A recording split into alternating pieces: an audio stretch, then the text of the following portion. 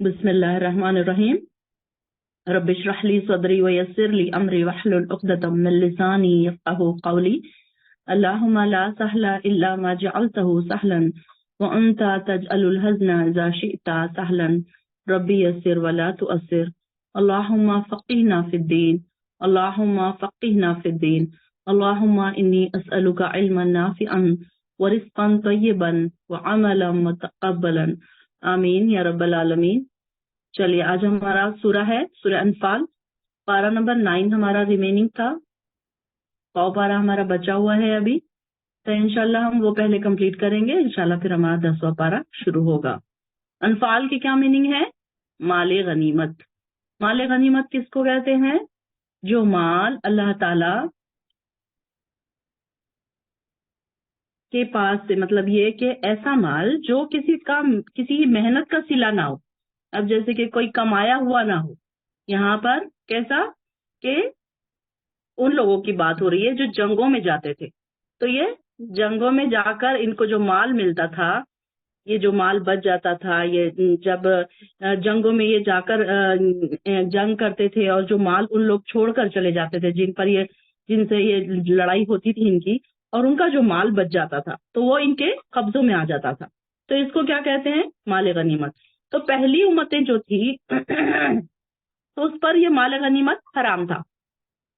लेकिन अब फिर बाद में अल्लाह ताला ने ये क्या करते थे, पहले के जमाने में माल गनीमत को क्या करते थे, ये सब जो भी जंगों में सामने वाली पार्टी का जो भी माल मिलता था, जैसे कि सोना है, चांदी है, हथियार है, जो भी कुछ है, उनकी चीजें खाने और पीने की, जो चीजें उनके बच जाती थी, मिल जाती थी इन लोगों को, तो वो क्या करते थे कि एक मैदान में इकट्ठा कर देते थे और फिर रात को एक आग उतरकर उनको जला देती थी।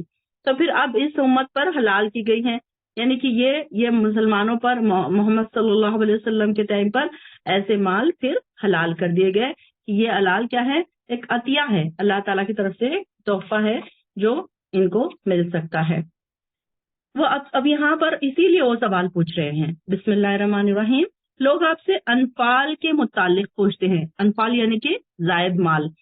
आप इनसे कहिए ये अमवाल जायद अल्लाह और उसके रसूल के हैं, और बस तुम लोग अल्लाह से डरते रहो और अपने बाहमी ताल्लुकात दुरुस्त रखो और अल्लाह और उसके रसूल की इताअत करो अगर तुम मोमिन हो। सच्चे मोमिन तो वो हैं कि जब इनके सामने अल्लाह का जिक्र किया जाए तो इनके दिल कांप उठते हैं। देखिए, हमने पहले भी यही पढ़ा था कि मोमिन की क्वालिटी क्या है कि जब उसके सामने कुरान पढ़ा जाए या कोई दीन की बात करी जाए या कोई ऐसी बात उसके सामने आ जाए या कोई निशानी उसके सामने आ जाए तो उनके दिल कांप उठते हैं। और जब अल्लाह की आयत सुनाई जाती हैं तो इनका ईमान बढ़ जाता है। कि क्या है? ईमान कैसे बढ़ता है? कुरान की आयतें पढ़कर। अब हम देखते हैं कि जब हम इस महफिल में बैठे होते हैं तो हमारा ईमान का लेवल बढ़ा हुआ होता है, और जब हम इस महफिल से हट जाते हैं तो हम देखते हैं, अपने अपने आप को हम चेक करते हैं कि हमारा ईमान का जो लेवल है वो कम हो जाता है थोड़ा सा। तो ये एक नेचुरल बात है ये कि जब हम ऐसी महफिलों में बैठते हैं तो हमारा ईमान का लेवल बढ़ जाता है। तो यहाँ पर उन्हीं लोगों की बात कही जा रही है कि ऐसे लोग कैसे हैं, अल्लाह का जिक्र जब उनके सामने किया जाता है। अब आप हर कोई इंसान, हर कोई यहाँ बैठने वाली बहन हमारी ये चेक करे कि क्या हमारा भी ईमान, हमारे भी दिलों का ये हाल होता है? क्या हमारे भी दिल ऐसे होते हैं कि यहाँ पर जैसे इनके बारे में बताया जा रहा है कि इनके दिल कांप उठते हैं? कोई ऐसी आयतों पे जब हम गुजरते हैं तो हमारे दिल लरस जाते हैं, डर जाते हैं, अल्लाह से डरने लगते हैं, हमारी आंखों से आंसू निकलने लगते हैं। तो क्या ऐसा सबका हाल होता है? सब अपने अपने आप को चेक करें। ये अकेले की बात है, तन्हाई की बात है। ये कोई ना, मैं आपके घर आने वाली हूँ ना आप मेरे घर आने वाले हैं ये देखने के लिए कि कौन किसका ईमान का लेवल ज्यादा है, बल्कि ईमान का लेवल को हमको खुद अपना अपना चेक करना पड़ेगा, ये देखने के लिए कि हमारा ईमान कितना है। और हमारे ईमान का पता हमें कब चलेगा? जब कुरान आपके सामने, हमारे सामने पढ़ा जा रहा है, कुरान की आयतें पढ़ी जा रही है, अल्लाह की निशानियां हमारे सामने पेश हो रही हैं, तो ये सब चीजें जब हमारे सामने आती जाएंगी तो इससे क्या होगा? हमारे दिल कांप रहे हैं या नहीं? कोई आयतें सुनकर हमारे दिल खौफजदा हो रहे हैं या नहीं?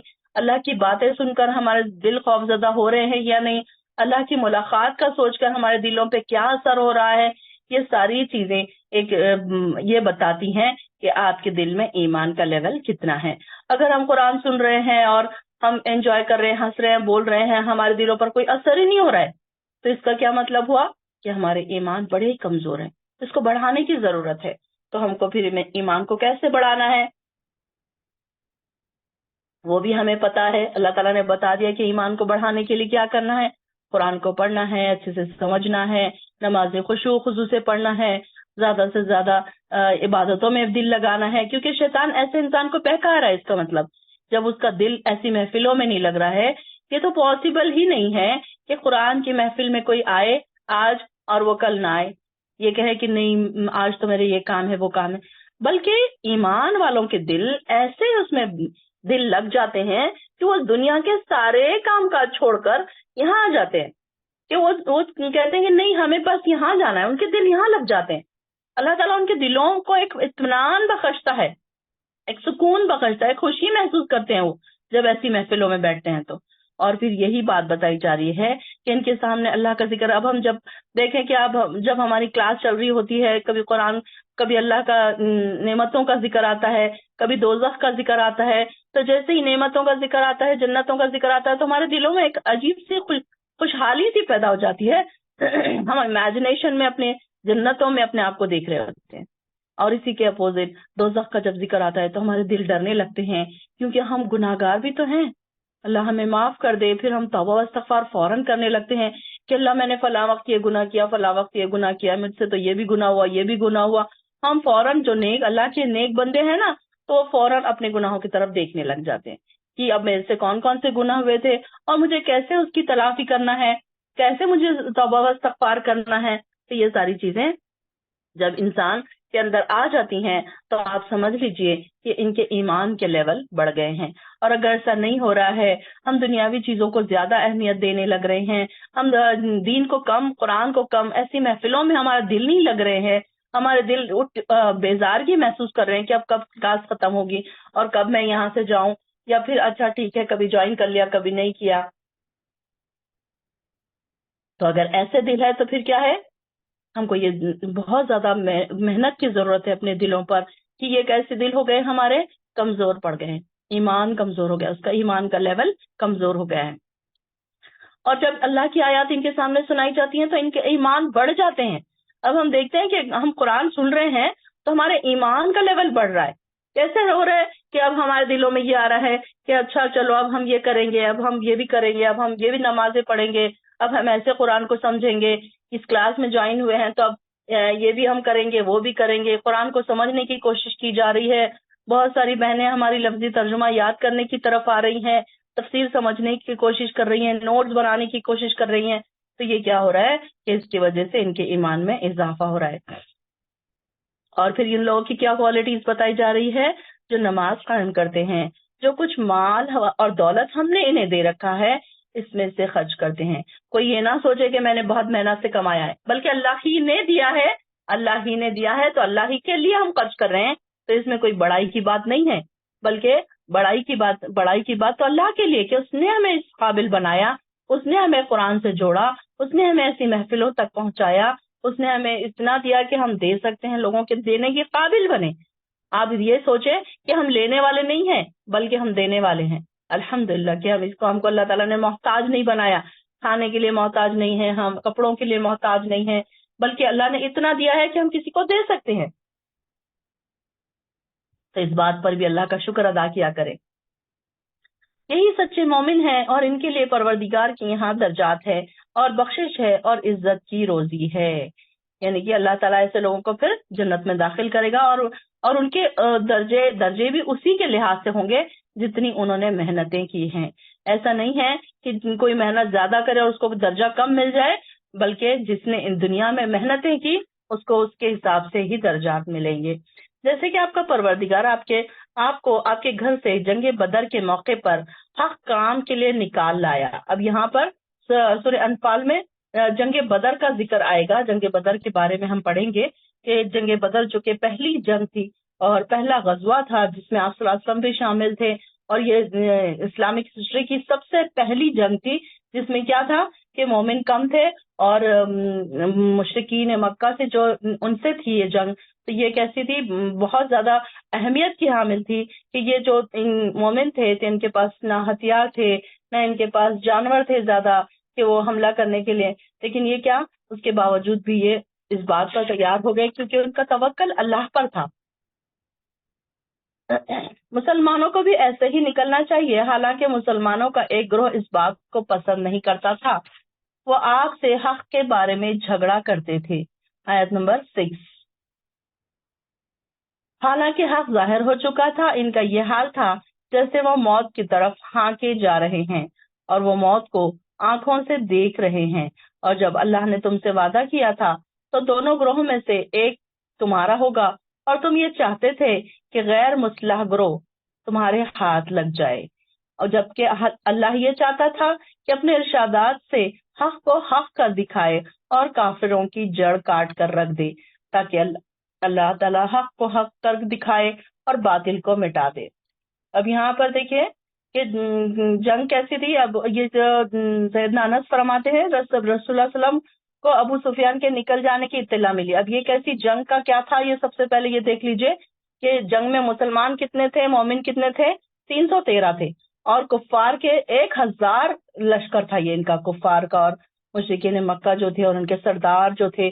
تو یہ اصل کیا جنگ کا سٹارٹنگ آپ سن لیجئے کہ اصل میں کیا تھا کہ یہ جو تھے کفار جو تھے، انہوں نے کیا کیا تھا کہ ایک قافلے پر ایک تجارتی قافلے پر یہ گئے تھے، اور یہ تجارتی قافلے کا ان کا مقصد کیا تھا کہ یہ جو لوگ مدینہ چلے گئے تھے، ان کے گھر بار جو چھوڑ کر چلے گئے، اپنی جائیدادیں چھوڑ کر چلے گئے، تو یہ جو کفار مکہ تھے کیا کیا تھا، انہوں نے ان پر قبضہ کر لیا تھا، اور اس قبضے کے مال کو انہوں نے کیا کیا تھا، تجارتی قافلے میں لگایا، یعنی کہ تجارت کے لیے لے کر گئے، اور انہوں نے کیا سوچا تھا کہ اب یہ جو مال ہمیں ملے گا اس سے ہم مسلمانوں کے خلاف ان کے اوپر حملے کریں گے، یا جو بھی کاروائیاں ہیں ہم وہ کریں گے۔ اس طریقے سے ان کا پلان تھا۔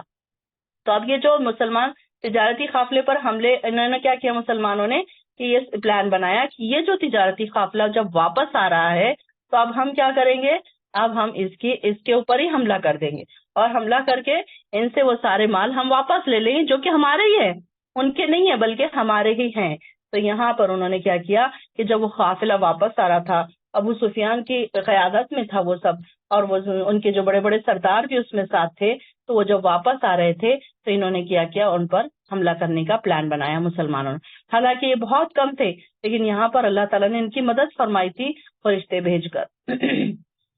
یہ بات مجرموں کو ناگوار ہو، جب تم اپنے پروردگار سے فریاد کر رہے تھے تو اللہ نے تمہیں جواب میں فرمایا کہ پے در پے 1000 فرشتے تمہاری مدد کو بھیج رہا ہوں۔ اللہ تعالیٰ نے ان سے کیا وعدہ کیا تھا کہ اس جنگ میں اگر مسلمان کم ہیں اور ان کی توکل اتنا زیادہ ہے تو پھر میں کیا کروں گا، فرشتوں کا نزول کروں گا۔ یہ بات اللہ نے تمہیں صرف اس لیے بتا دی کہ تم خوش ہو جاؤ اور تمہارے دل مطمئن ہو جائے، ورنہ مدد تو جب بھی ہو اللہ ہی کی طرف سے ہی ہوتی ہے، یقیناً اللہ بڑا زبردست اور حکمت والا ہے۔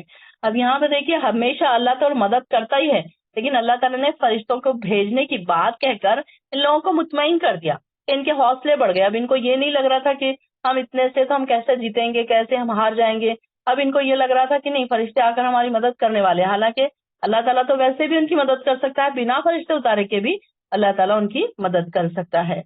اور وہ وقت یاد کرو جب اللہ نے اپنی طرف سے تمہارا خوف دور کرنے کے لیے تم پر غنودگی طاری کر دی اور آسمان سے تم پر بارش برسا دی تاکہ تمہیں پاک کر دے، اور شیطان کی ڈالی ہوئی نجاست تم سے دور کر دی۔ یعنی کہ یہ فرشتوں کا نزول بھی ہوا، اور یہ کیا ہوا کہ انہوں نے اللہ تعالیٰ نے ان کے اوپر ایک ایسی ان کے اوپر رحمتیں نازل کی کہ کیا ہوا کہ یہ تھک گئے تھے تو ان کو ایک اونگ سی آ گئی، غنودگی سی آ گئی، اور ایک دم ایک نیپ لے کر جب ہم اٹھتے ہیں تو کیسے فریش ہو جاتے ہیں نا، تو اسی طریقے سے اللہ تعالیٰ نے ان لوگوں کو کیا کیا، ایک نیپ دلا کر ایک بالکل وہ فریش ہو گئے تھے، اور آسمان سے تم پر بارش برسا دی تاکہ تمہیں پاک کر دے، اور شیطان کی ڈالی ہوئی نجاست تم سے دور کر دے، اور تمہارے دلوں کو مضبوط کر دے، اور تمہارے قدم جما دے۔ اور جب آپ کا پروردگار فرشتوں کو حکم دے رہا تھا کہ میں تمہارے ساتھ ہوں، لہذا مسلمانوں کے قدم جمائے رکھو، میں ابھی کافروں کے دلوں میں رعب ڈال دوں گا۔ یعنی کہ کافروں کے دلوں میں کیا تھا جب کافر دیکھ رہے تھے مسلمانوں کو تو وہ اپنے سے دگنا دیکھ رہے تھے، اور جب مسلمان ان کو دیکھ رہے تھے تو اپنے سے کم دیکھ رہے تھے۔ یہ بھی اللہ کی ایک رحمت تھی ان کے اوپر کہ یہ ان کے دل مضبوط ہو رہے تھے اور ان کے دل خوف زدہ ہو رہے تھے۔ اللہ تعالیٰ ان کے دلوں میں کیا کر رہا تھا کہ ان کے دلوں میں رعب ڈال رہا تھا کہ اب یہ تو بڑے مضبوط ہیں، یہ تو مضبوط ارادے ہیں ان کے، تو پھر اب یہ ہم کیسے ان سے لڑیں گے؟ تو یہ اللہ تعالیٰ کی ایک رحمت تھی ان کے اوپر۔ تم ان کی گردنوں اور ہر جوڑ پر ضربیں لگاؤ، یعنی کہ مارو۔ یہ اس لیے تھا کہ انہوں نے اللہ اور اس کے رسول کی مخالفت کی تھی، اور جو اللہ اور اس کے رسول کی مخالفت کرے تو اللہ ایسے لوگوں کو سخت سزا دینے والا ہے۔ یعنی کہ جو جنگ میں ہیں ان کے لیے کیا کہا جا رہا تھا کہ جو پکڑو گے ان کو، جب جنگ میں جاؤ گے، جب مارو گے ان کو، تو ان کو کیا کرنا کہ ان کو ایک ایک جوڑ پر ان کی ضرب لگانا، مارنا، اتنا مارنا مطلب ان کو کہ ان کو کوئی جگہ نہ رہے واپس بھاگنے کی۔ اس لیے جیسے مومنوں کو ایک ترغیب دی جا رہی ہے، ایک سکھایا جا رہا ہے طریقہ کار کہ کیسے جنگ میں ان کو لڑنا ہے۔ اور کافروں سے فرمایا یہ عذاب تو اب چکھو، اس کے علاوہ کافروں کو دوزخ کا عذاب بھی ہوگا۔ اور اے ایمان والو، جب میدان جنگ میں تمہاری کافروں سے مدبھیڑ ہوئی تو کچھ پیٹ نہ پھیرنا، کبھی پیٹ نہ پھیرنا، اور جو شخص اس دن پیٹ پھیرے گا تو اللہ یہ کہ وہ کوئی جنگی چال چل رہا ہو یا مڑ کر اپنے دستے یا فوج کو ملنا چاہتا ہو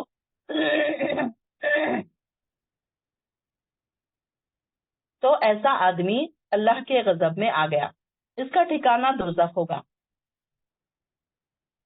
اور وہ بری جائے پناہ ہے۔ یعنی کہ جنگوں میں سے منہ پھیرنا کیا ہے؟ کبیرہ گناہوں میں سے شامل ہے کہ کوئی انسان جنگ میں چلا جائے اور وہاں سے منہ پھیر لے تو وہ کبیرہ گناہوں میں سے سمجھا جاتا ہے۔ میدان بدر میں کافروں کو تم نے قتل نہیں کیا بلکہ انہیں اللہ تعالیٰ نے مارا تھا، اور جب آپ نے کافروں کی طرف ریت کی مٹھی پھینکی تھی تو وہ آپ نے نہیں پھینکی تھی بلکہ اللہ نے پھینکی تھی، اور یہ اس لیے تھا کہ اللہ اپنی طرف سے مومنوں کو ایک اچھی آزمائش سے گزار دے۔ اب یہ ایک اور کرشمہ کیا تھا آپ صلی اللہ علیہ وسلم کا کہ آپ نے ریت کو مٹھی بھر کے ریت لے کر ان لوگوں کے بس اشارے سے پھینک دیا تھا، ایسا نہیں کہ ان کے سامنے جا کے پھینکا تھا۔ میدان بدر میں اللہ کی مدد کی چوتھی صورت یہ تھی کہ جب جنگ پورے زوروں پر تھی، اس وقت آپ صلی اللہ علیہ وسلم نے ریت اور کنکریوں کی ایک مٹھی لی اور ایسے کافروں کے لشکر کی طرف پھینک دیا، اور اس ریت کے ذرات کافروں کے آنکھوں میں جا لگے جس سے وہ آنکھیں ملتے رہ گئے اور انہیں کچھ سجائی نہیں دے رہا تھا۔ اس طرح اللہ نے مسلمانوں کو موقع دیا کہ وہ کافروں کو قتل کر سکے۔ مطلب اب ایسے حالات ہو گئے کہ وہ اپنے میں آپ نہیں رہے، اور ایسے میں پھر وہ ان کے اوپر فوراً مسلمانوں نے حملہ کر دیا۔ تو مٹھی پھینکتے وقت ہوا کا رخ کیونکہ کافروں کی طرف تھا، اس لیے کافروں کو یہ حادثہ پیش آیا۔ اب سوچنے کی بات یہ ہے کہ مٹھی بھر کے ذرات آخر سب کافروں تک کیسے پہنچ سکتے ہیں؟ پھر یہ ذرات آنکھوں میں کیوں جا لگے؟ یہ سب سوچنے کی باتیں ہیں نا کہ اللہ تعالیٰ نے یہ اللہ تعالیٰ اگر کرنا چاہے تو اللہ تعالیٰ کے لیے کوئی بھی مشکل نہیں ہے، ہر چیز آسان ہے۔ تو یہ اگر کوئی انسان ایسا کرے، ایک چھوٹی سی مٹھی بھر کے پھینکے تو وہ تو وہیں اس کے سامنے ہی گر پڑے، وہ اتنی دور تک کیسے جائے؟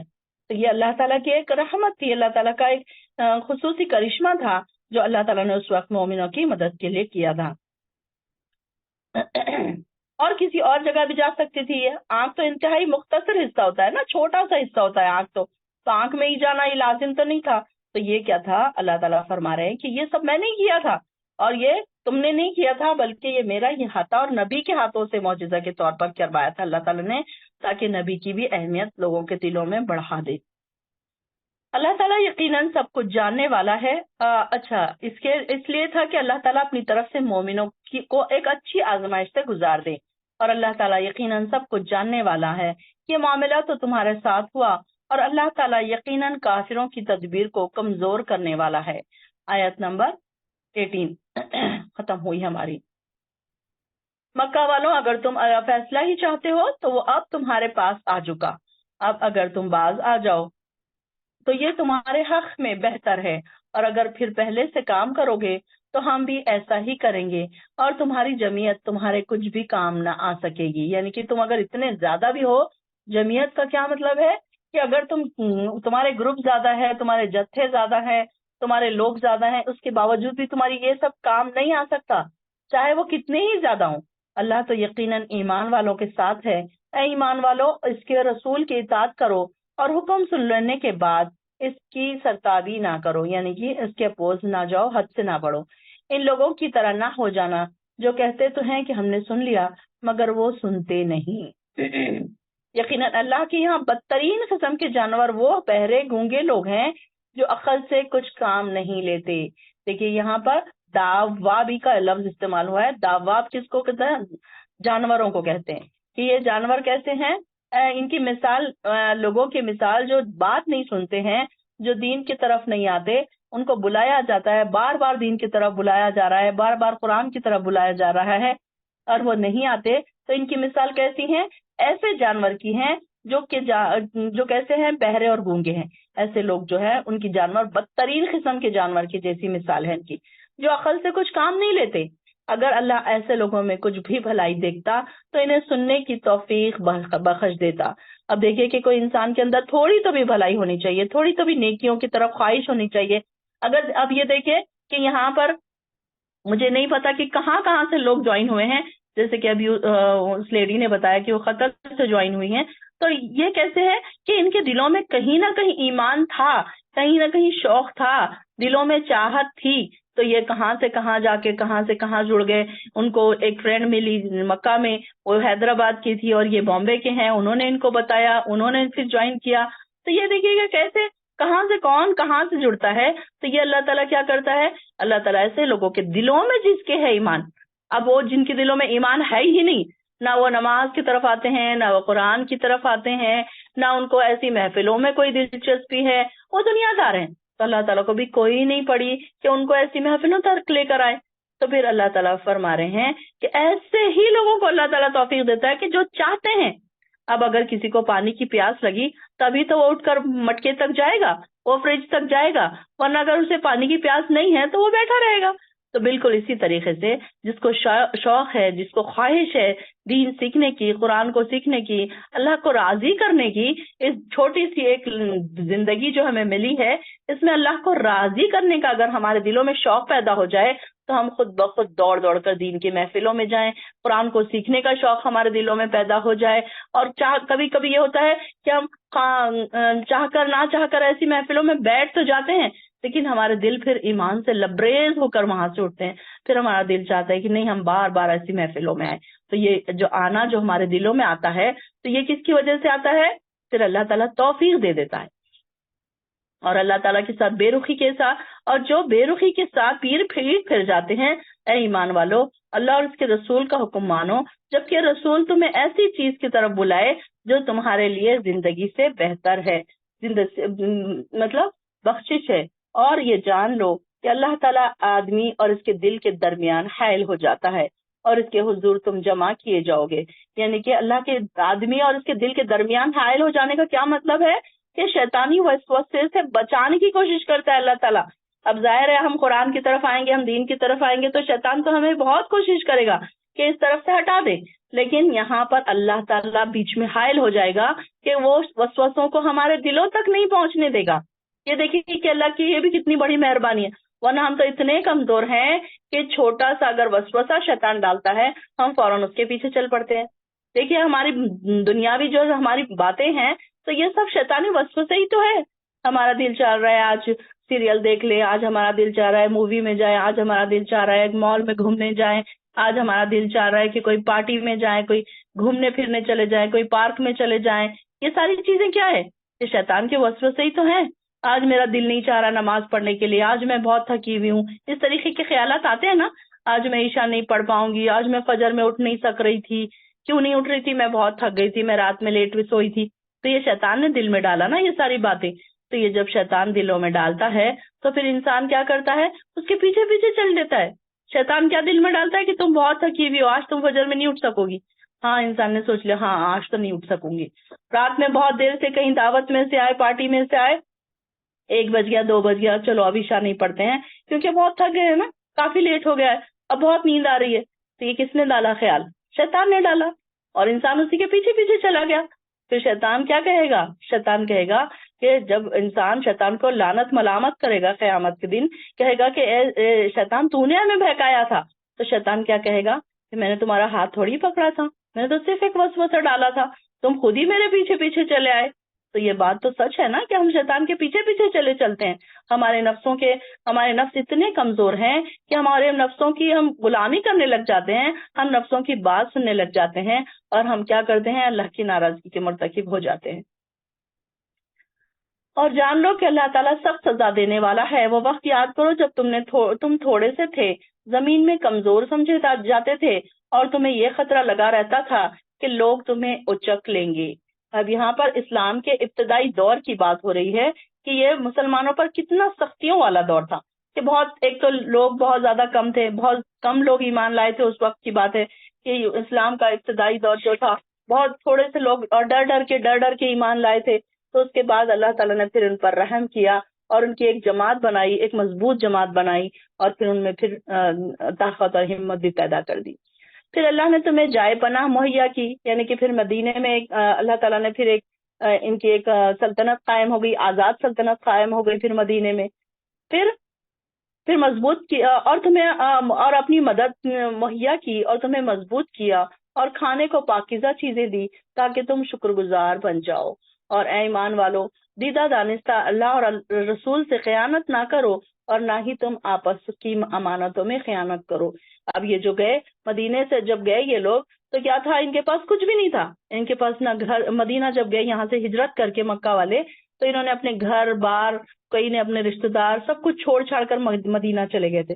تو وہاں پر کیا ہوا کہ ان کو اللہ تعالیٰ نے ساری چیزیں عطا کر دی، کہ لوگوں نے ان کو اپنے گھروں میں حصے دے دیے، جائیدادوں میں حصے دے دیے، ان کے کھانے پینے کا انتظام ہو گیا، ان کے رہنے کا انتظام ہو گیا، اور ان کو پھر اللہ تعالیٰ نے مضبوط کر دیا، ساری چیزیں عطا کر دی۔ پھر اس کے بعد اللہ تعالیٰ ان کو کہہ رہا ہے کہ اگر یہ سب کرنے کے بعد تم امانتوں میں خیانت مت کرو، کہ اگر کسی کی امانت ہے تو اسے پوری کرو۔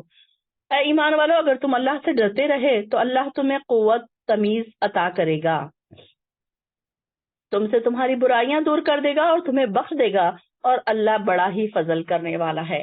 یعنی کہ اللہ تعالیٰ کب ہم سے ہماری گناہ کو دور کرے گا؟ جب ہمارے اندر تقوی پیدا ہوگا، جب ہم اللہ سے ڈریں گے، اور ہمارے اندر اللہ تعالیٰ ہر چیز سے نیکی کی باتیں ہمارے اندر پیدا کر دے گا، اور انسان جب نیکیوں کی طرف جاتا ہے تو اللہ تعالیٰ اس کے گناہوں کو دھو دیتا ہے۔ ہم دیکھتے ہیں، ہم پڑھتے ہیں نا کہ کچھ ایسی دعائیں اللہ تعالیٰ نے ہمیں سکھائی ہیں کہ اس میں ہمارے گناہ دھل جاتے ہیں۔ ایک نماز ہی ایک ایسی چیز ہے کہ جو اس میں جب انسان نماز کو کھڑا ہوتا ہے تو اس کے جو سر پر گناہوں کا بوجھ ہوتا ہے تو وہ نیچے گر جاتا ہے۔ تو اس طریقے سے اللہ تعالیٰ کیا کرے گا؟ برائیوں سے دور کر دے گا۔ اور وہ وقت بھی یاد کرو جب کافر آپ کے متعلق خفیہ تدبیریں سوچ رہے تھے کہ آپ کو قید کر دیں گے، یا مار ڈالیں گے، یا جلا وطن کر دیں گے۔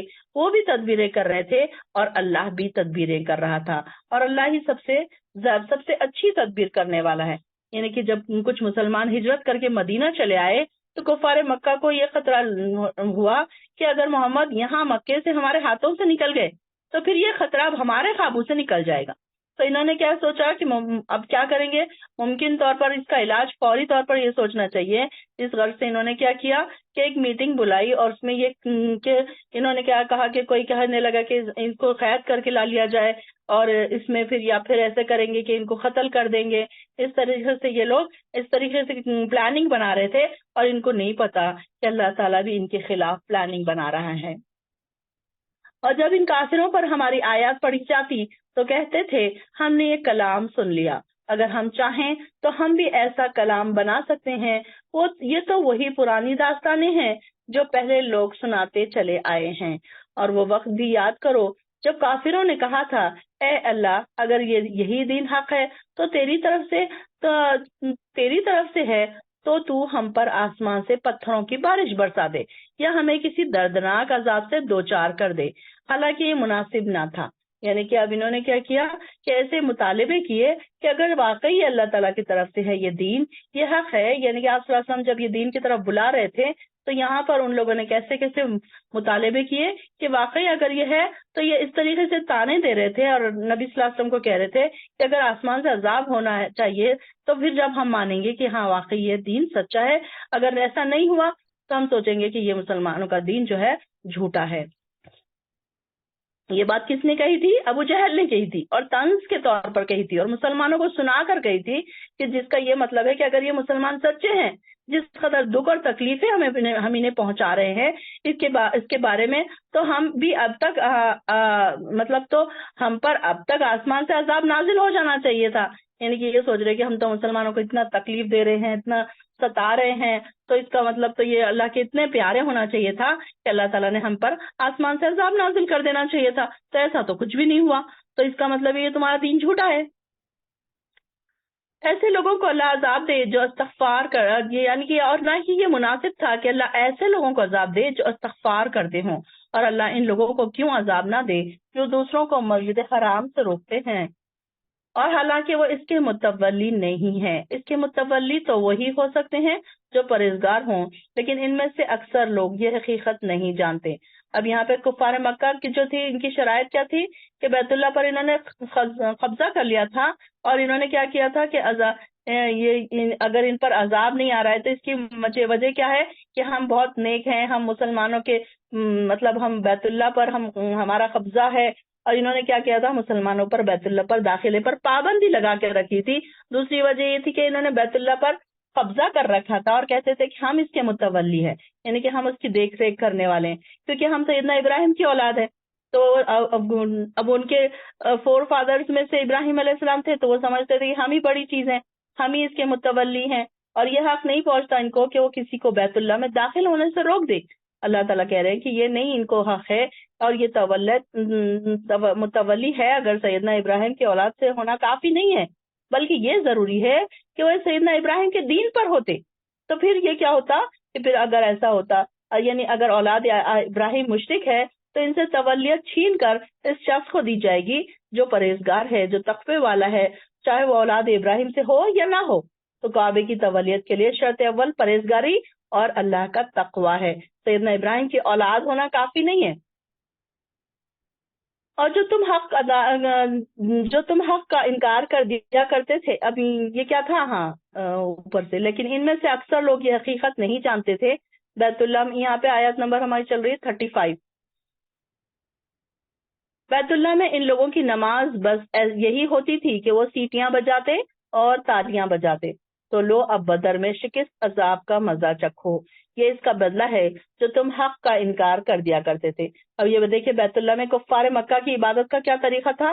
ایک تو وہ ننگے ہو کر طواف کرتے تھے اور سیٹیاں بجاتے تھے اور تالیاں بجا بجا کر اپنی تفریح کا سامان کرتے تھے، یعنی کہ ایک انجوائمنٹ ہوتا تھا اس طریقے سے ان کا، اور کچھ بھی نہیں. بلکہ یہ ساری چیزیں اگر مسلمان کا دین سچا ہے تو یہاں پر ان کے اوپر عذاب کیوں نہیں آتا. غالباً وہ یہی سمجھتے تھے کہ ہمارے پر آسمانوں سے عذاب نہیں آ رہا، یعنی کہ ہم بڑے نیک ہیں، اور ان کی عبادتیں بھی ایسی تھی. تو اللہ تعالیٰ نے ان کو کہا کہ اب تم بدر میں یہ ساری چیزوں کا مزہ چکھو، یہ اس کا بدلہ ہے جو تم حق کا انکار کر دیا کرتے تھے.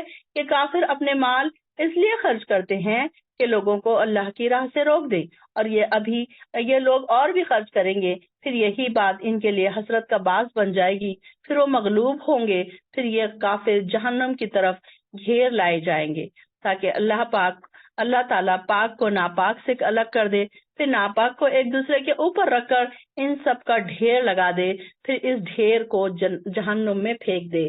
دیکھیے اللہ تعالیٰ نے ناپاک لوگوں کا کیا ذکر فرمایا کہ ایسے لوگوں کو اللہ تعالیٰ کیا کرے گا، ایک جگہ جمع کرے گا اور ایک کے اوپر ایک ان کو پھینکا جائے گا، اور ان کو ساروں کا سارا ڈھیر لگا کر ان کو دوزخ میں ڈال دیا جائے گا، پھر اس ڈھیر کو جہنم میں پھینک دیا جائے گا.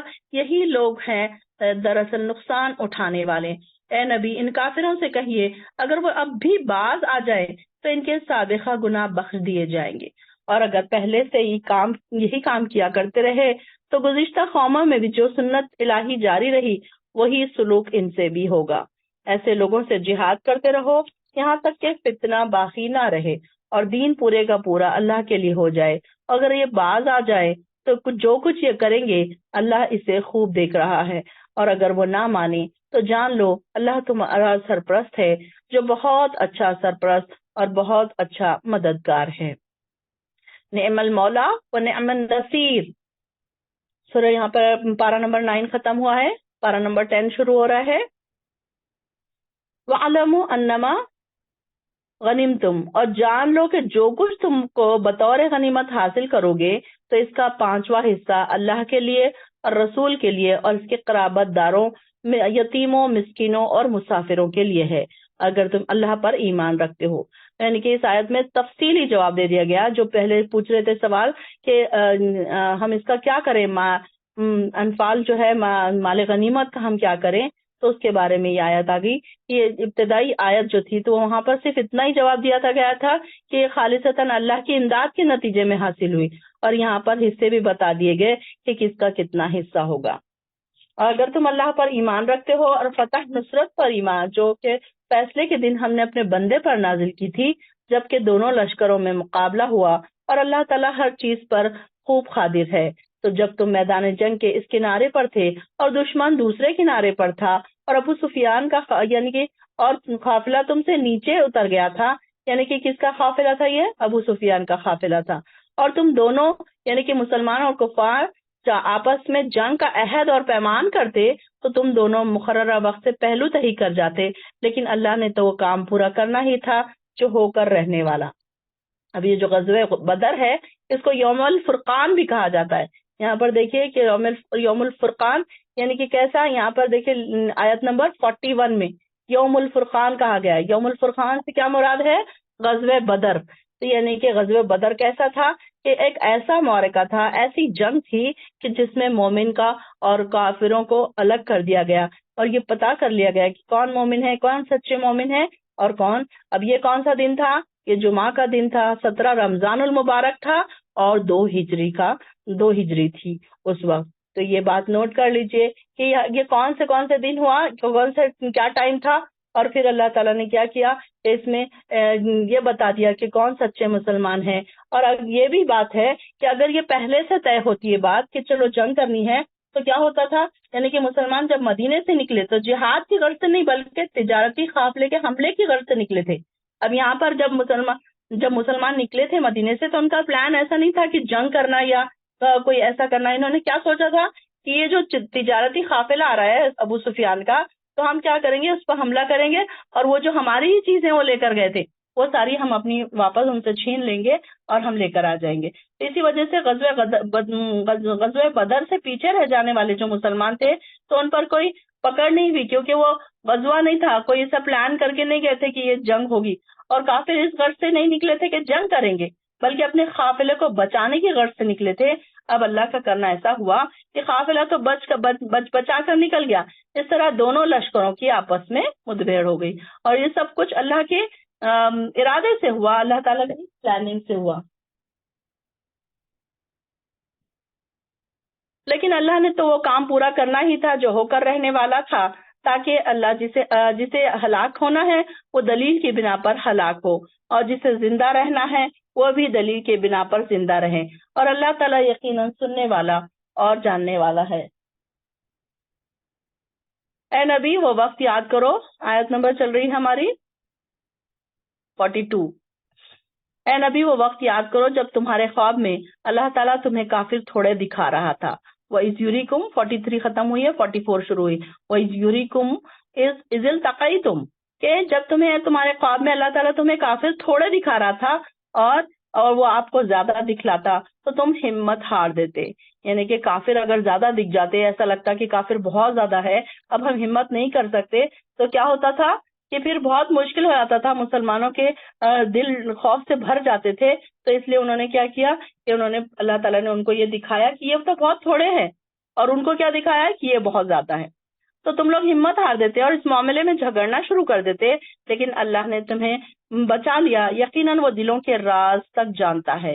اور یاد کرو جب تم دشمن سے ملے تو اللہ تعالیٰ نے تمہاری نظروں میں دشمن کی تعداد تھوڑی دکھائی، اور دشمن کی نظروں میں تمہیں تھوڑا کر کے پیش کیا، تاکہ اللہ تعالیٰ وہ کام پورا کرے جس کا ہونا مقدر تھا.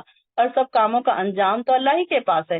اے ایمان والو، جب اللہ کسی گروہ سے تمہارا مقابلہ ہو تو ثابت قدم رہو، اور اللہ کو بکثرت یاد کرو تاکہ تم کامیاب رہو، اور اللہ اور اس کے رسول کی اطاعت کرو، اور آپس میں جھگڑا نہ کرو، ورنہ بزدل بن جاؤ گے اور تمہاری ہوا اکھڑ جائے گی. اور صبر سے کام لو، یقیناً اللہ تعالیٰ صبر کرنے والوں کے ساتھ ہے. اور ان لوگوں کی طرح نہ ہو جانا جو اپنے گھروں سے اتراتے ہوئے اور لوگوں کو اپنی شان دکھاتے ہوئے نکلے کہ یہ لوگ اللہ کی راہ سے روکتے تھے اور جو کچھ وہ کرتے تھے ان کا احاطہ کیے ہوئے ہے، اللہ تعالیٰ ان کا احاطہ کیے ہوئے۔ اب یہ لوگ جن کے بارے میں بات ہو رہی ہے مشرکین، ان لوگوں سے مراد کیا ہے؟ مشرکین مکہ ہے، یہ مشرکین، یہ کفار اور مشرکین جن کا سردار کون تھا؟ ابو جہل تھا۔ اس نے کیا کیا کہ لشکر لے کر مکہ سے بڑی دھوم دھام سے باجے گاجے کے ساتھ نکلا، اور تاکہ مسلمان دیکھ کر اس کو ان کے دلوں میں ڈر پیدا ہو جائے اور دوسرے قبائل پر بھی ان کی دھاک بیٹھ جائے۔ اور راستے میں سے ابو سفیان کا یہ پیغام ملا کہ اب قافلہ خطرے سے بچ گیا، لہٰذا تم واپس چلے جاؤ۔ لیکن ابو جہل نے غرور سے کہا کہ اب ہم اس وقت واپس نہیں جائیں گے جب تک بدر کے لیے ہم اس پر پہنچ نہ جائے اور وہاں تک پہنچ نہ جائے اور ہم اپنی محفلیں منعقد نہ کر لیں۔ وہاں گانے بجانے والی عورتیں اور خوشی اور کامیابی کے گیت گائیں گی، اور ہم وہاں شراب پئیں گے اور مزے اڑائیں گے، اور 3 دن تک اونٹ ذبح کر کے قبائل عرب کی ضیافت کا بھی، یعنی کہ مہمان نوازی کا بھی ہم اہتمام کریں گے، اور یہ دن عرب میں ہمیشہ کے لیے یادگار رہیں گے، اور ان مٹھی بھر مسلمانوں پر ہمارا ایسا رعب طاری ہو کہ پھر کبھی ہمارے مقابلے کی جرات نہ کر سکے۔ یعنی کہ اس نے اس طریقے سے کہا جو ابو جہل تھا۔ تو گویا اس نے کیا کیا کہ اب اس وقت تک ابو جہل کا ارادہ صرف اپنی شان شوکت جتانے کا تھا اور مسلمانوں پر رعب جمانے کا تھا، اور لڑائی کا ارادہ نہیں تھا اس کا بھی۔ اور جب مسلمان بھی اللہ کے حکم کے تحت وہاں پہنچ گئے اور لڑائی کا پلان بن گیا، لڑائی کی فضا بن گئی، تو اس وقت بھی چند سرداروں نے ابو جہل کو لڑائی سے روکا۔ مگر پھر اس کا کیا ہوا کہ اس کو غرور آ گیا، اور اس نے اپنے آپ کو پراؤڈ میں لا کر کہا کہ جن لوگوں نے اسے لڑائی سے روک دینے کا مشورہ دیا تھا، انہیں بزدلی کے تانے دینے لگا۔ وہ کہنے لگا کہ میں تو بزدل ہی نہیں ہوں، تم اگر بزدل ہو تو اسے یہاں سے چلے جاؤ۔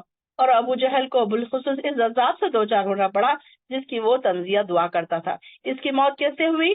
2 نوجوان لڑکوں کے ہاتھوں واقع ہوئی، اور وہ نہایت ذلت کی موت مرا۔ یعنی کہ وہ اپنے آپ کو ایک بڑا انسان سمجھتا تھا، اور وہ مرا کس سے؟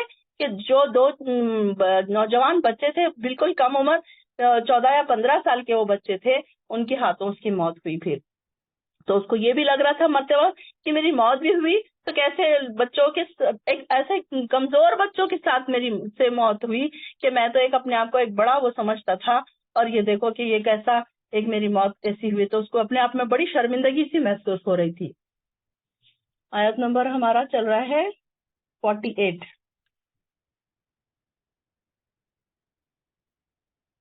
47۔ اب یہاں پر اور شیطان نے کیا کیا؟ 48 سے فائزہ پڑھیے، اذان ہونے والی ہے یہاں پر۔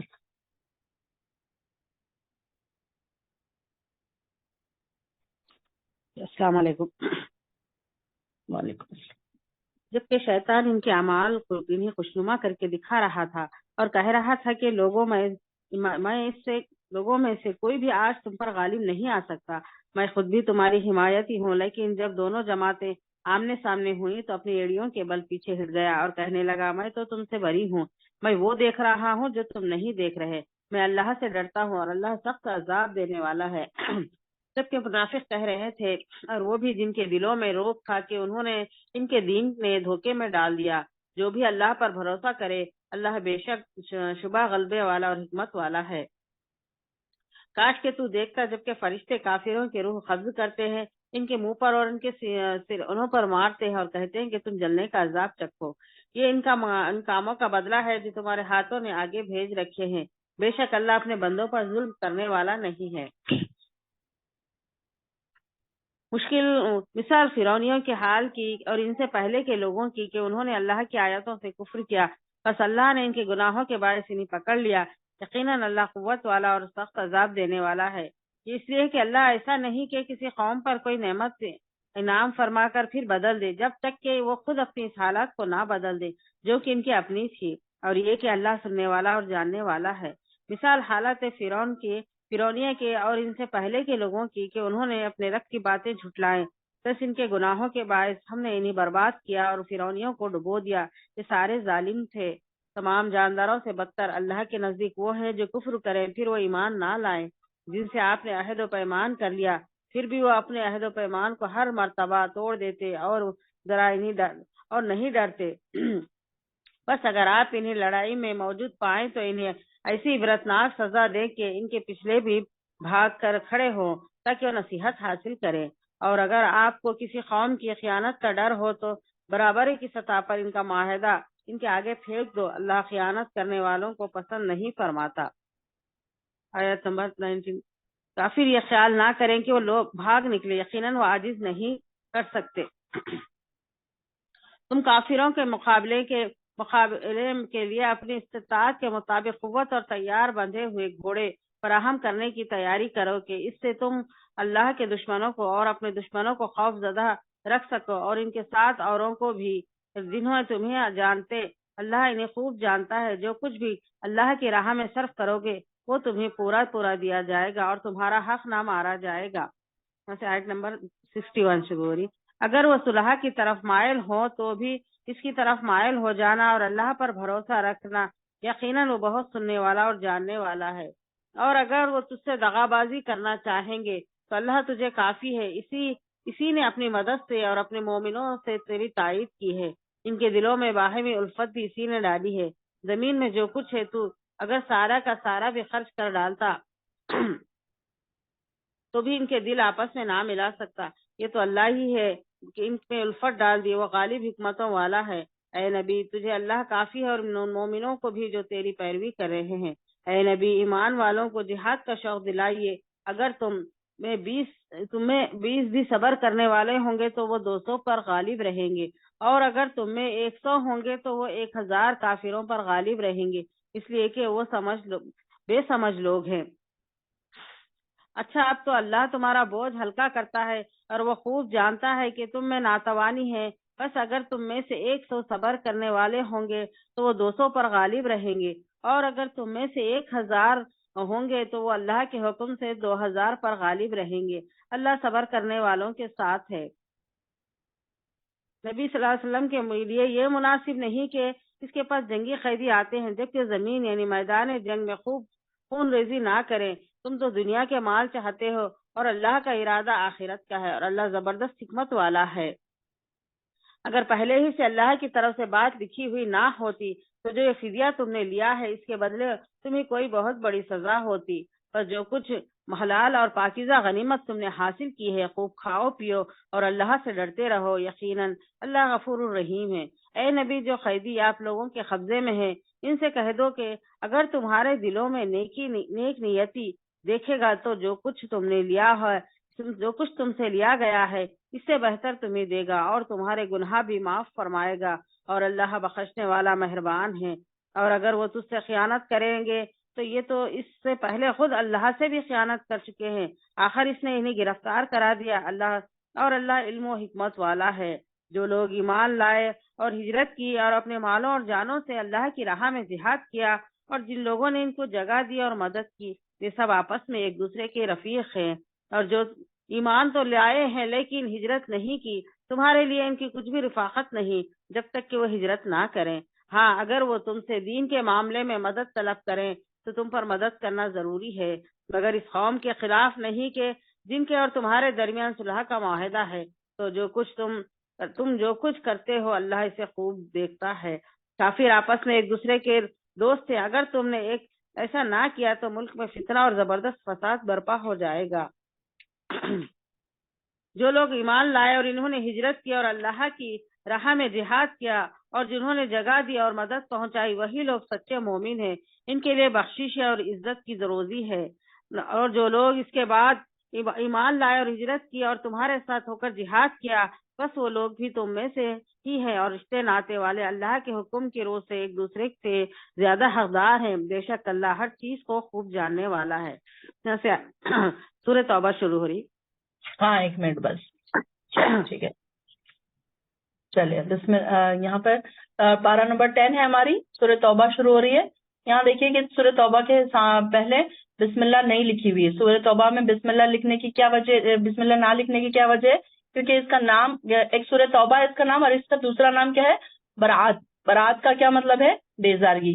یعنی کہ ایسے لوگ جو جنگوں میں شریک نہیں ہو رہے تھے، اور یہ ان کے لیے اللہ تعالیٰ نے بیزارگی کا اس میں ذکر کیا ہے کہ جو سورہ کے ابتدائی لفظ یعنی کہ سورہ برات، اب یہاں پہ الفاظ شروع ہی برات سے ہو رہا ہے. برات تو من اللہ، یعنی کہ سٹارٹ جو ہو رہا ہے وہ بھی کس سے ہو رہا ہے؟ برات سے ہو رہا ہے. یعنی کہ کیسا کہ یہ اللہ تعالیٰ کے یہاں پر بیزار کی ظاہر ہو رہی ہے کہ اور یہ سورہ انفال، اچھا ایک اور کیا ریزن ہے کہ یہ سورہ انفال کا ہی حصہ ہے. کچھ مفسرین کہتے ہیں کہ یہ سورہ انفال کا ہی حصہ ہے، اس لیے بھی اس کے سامنے پہلے بسم اللہ نہیں لکھی گئی. سورہ انفال کے بعد ہی یہ فوراً ہی نازل ہوئی تھی. تو کچھ لوگ کہتے ہیں کہ یہ دونوں ایک ہی صورت ہے، اور کچھ لوگ کہتے ہیں، کچھ مفسرین کہتے ہیں کہ یہ دونوں الگ الگ صورتیں ہیں. تو ان دونوں کے مضامین آپس میں بہت ملتے جلتے ہیں. اس میں بھی جنگ کا ہی ذکر ہے، اور اس میں بھی سارا کا سارا جنگ کا، معاہدات کا، مشرکوں سے صلح کا، اسلام کی سربلندی کے احکامات، ہدایات، وہی سارے کچھ اس میں آئے ہیں. اور ان کے درمیان بسم اللہ نہیں لکھی گئی ہے، کہ جو کہ دو صورتوں کے الگ الگ ہونے کی علامت رہتی ہے. تو یہ دو صورتیں نہیں ہیں، بلکہ اس میں ایک ہی صورت ہے. کئی مفسرین کا کہنا ہے کہ یہ ایک ہی صورت ہے، کہ اس کا ہی حصہ ہے. تو یہ بھی ایک اس کا ریزن ہو سکتا ہے. جن مشرکوں سے تم نے معاہدے کر رکھے تھے، اب اللہ اور اس کا رسول ایسے معاہدوں سے دستبردار ہوتے ہیں.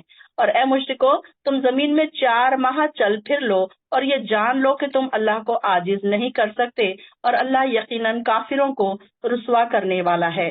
یعنی کہ 9 ہجری میں آپ صلی اللہ علیہ وسلم نے مسلمانوں کو حج کے لیے بھیجا، اور سیدنا ابوبکر کو اس قافلے کا امیر بنایا تھا. یا پھر رمضان 8 ہجری میں مکہ فتح ہوا نا، تو پھر مسلمانوں پر سے وہ پابندیاں ساری کے ساری اٹھ گئی تھی. اور پھر جو مشرکین مکہ نے مسلمانوں کے بیت اللہ شریف میں داخلے اور عبادت پر جو انہوں نے پابندیاں لگائی تھی، طواف اور حج اور عمرہ پر جو انہوں نے پابندیاں لگائی تھی، یہ ساری کی ساری 8 ہجری میں تو مسلمان حج کر ہی نہیں سکے. پھر اس کے بعد کیونکہ فتح مکہ کے بعد غزوہ حنین ہوا، اور طائف سے ان کو واپس جو مدینہ پہنچنے تک اتنا وقت نہ رہا کہ مسلمان حج کے لیے مدینے سے آ سکتے تھے. تو 9 ہجری میں پھر آپ صلی اللہ علیہ وسلم نے مسلمانوں کو حج کے لیے بھیجا، اور سیدنا ابوبکر کو اس قافلے کا یہ جو حج کا قافلہ تھا اس کا امیر مقرر کیا. اور ابھی تک اللہ تعالیٰ کی طرف سے مشرکوں کے داخلے پر کوئی پابندی نہیں تھی. ابھی تو مشرک وہاں جا سکتے تھے، رہ سکتے تھے. لہٰذا اس حج میں پھر مشرکین بھی شامل تھے، شریک تھے. مسلمانوں نے اپنے طریقے پر حج کیا، اور مشرکین نے اپنے طریقے پر حج کیا. اور سیدنا ابوبکر کی روانگی کے بعد یہ سورہ کی ابتدائی آیات نازل ہوئی، جن کے بنا پر مشرکین سے صرف بیت اللہ میں داخل کی پابندی نہیں لگائی گئی، بلکہ ان سے مکمل برات کا اعلان کر دیا گیا. برات یعنی کہ بیزارگی، کہ اب تم یہاں نہیں رہو گے، اب یہاں نہیں آ سکتے. اس اعلان کی اہمیت کی وجہ سے آپ نے یہ بہتر سمجھا کہ مدینے میں موجود صحابہ کرام جو تھے، تو یہ مشورہ ان کو آپ نے یہ مشورہ دیا کہ یہ اعلان آپ کے کسی قریبی رشتہ دار کی طرف سے ہونا چاہیے، جو مشرکوں کی نگاہ میں آپ ہی کے قائم مقام سمجھا جائے.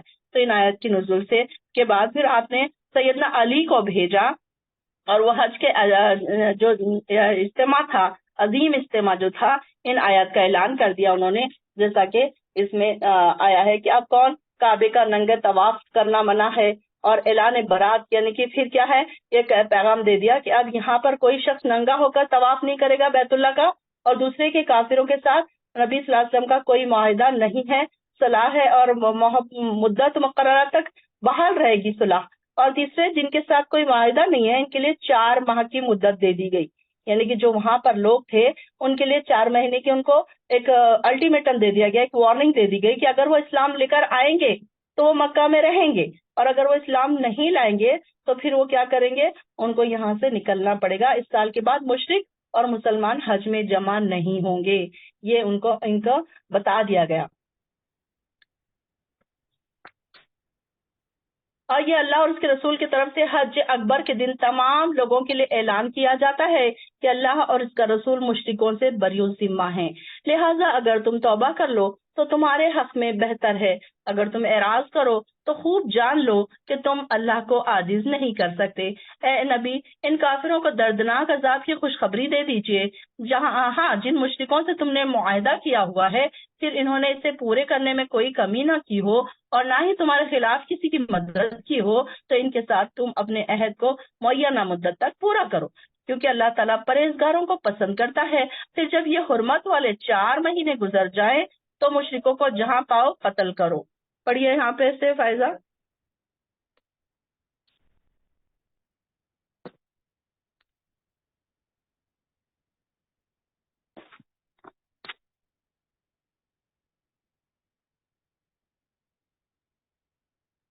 فائزہ پڑھیے آیت نمبر 4 سے. ہاں پڑھ رہے.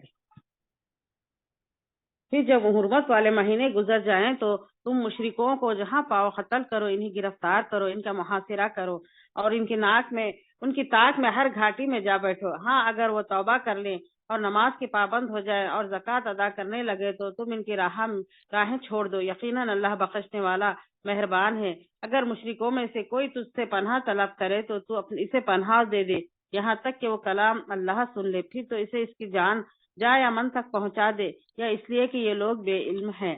مشرکوں کا عہد اللہ اور اس کے رسول کے نزدیک کیسے رہ سکتا ہے سوائے اس کے جن سے تم نے عہد و پیمان مسجد حرم کے پاس کیا ہے. جب تک کہ وہ لوگ تم سے معاہدہ نبھائیں تم بھی ان سے معاہدہ نبھاؤ. بلا شبہ اللہ متقیوں سے محبت رکھتا ہے. ان کے وعدوں کا کیا اعتبار ان کا اگر تم پر غلبہ ہو جائے تو نہ یہ خراب برداری کا خیال کریں گے نہ عہد و پیمان کا.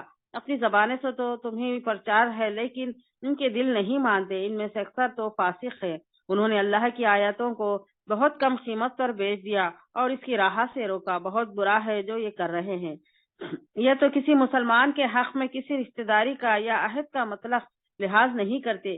یہ ہے ہی حد سے گزرنے والے. اب بھی اگر یہ توبہ کر لیں اور نماز کے پابند ہو جائیں اور زکوٰۃ دیتے رہیں تو تمہارے دینی بھائی ہیں. ہم تو جاننے والوں کے لیے اپنی آیتیں کھول کر بیان فرما رہے ہیں. اور اگر یہ لوگ عہد و پیمان کے بعد بھی اپنے خصموں کو توڑ دیں اور تمہارے دین میں طعنہ زنی کرے تو تم بھی ان سرداران کفر سے بھڑ جاؤ. ان کے خصمیں کوئی چیز نہیں. ممکن ہے کہ اس طرح وہ بھی باز آ جائے. تم ان لوگوں کی سرکوبی کے لیے کیوں نہیں تیار ہوتے جنہوں نے اپنے خصموں کو توڑ دیا اور پیغمبر کو جلا وطن کرنے کی فکر میں ہیں اور پہلے انہوں نے خود ہی تم سے چھیڑ چھاڑ کی ہے. کیا تم ان سے ڈرتے ہو؟ اللہ ہی زیادہ مستحق ہے کہ تم اس سے ڈرو بشرطے کہ تم ایماندار ہو. ان سے تم جنگ کرو. اللہ انہیں تمہارے ہاتھوں عذاب دے گا. انہیں ذلیل و رسوا کرے گا. تمہیں ان پر مدد دے گا اور مسلمانوں کے کلیجے ٹھنڈے کرے گا اور ان کے دل کا غم و غصہ دور کرے گا. اور اللہ جس پر چاہتا ہے توجہ فرماتا ہے. اللہ خوب جاننے والا اور حکمت والا ہے.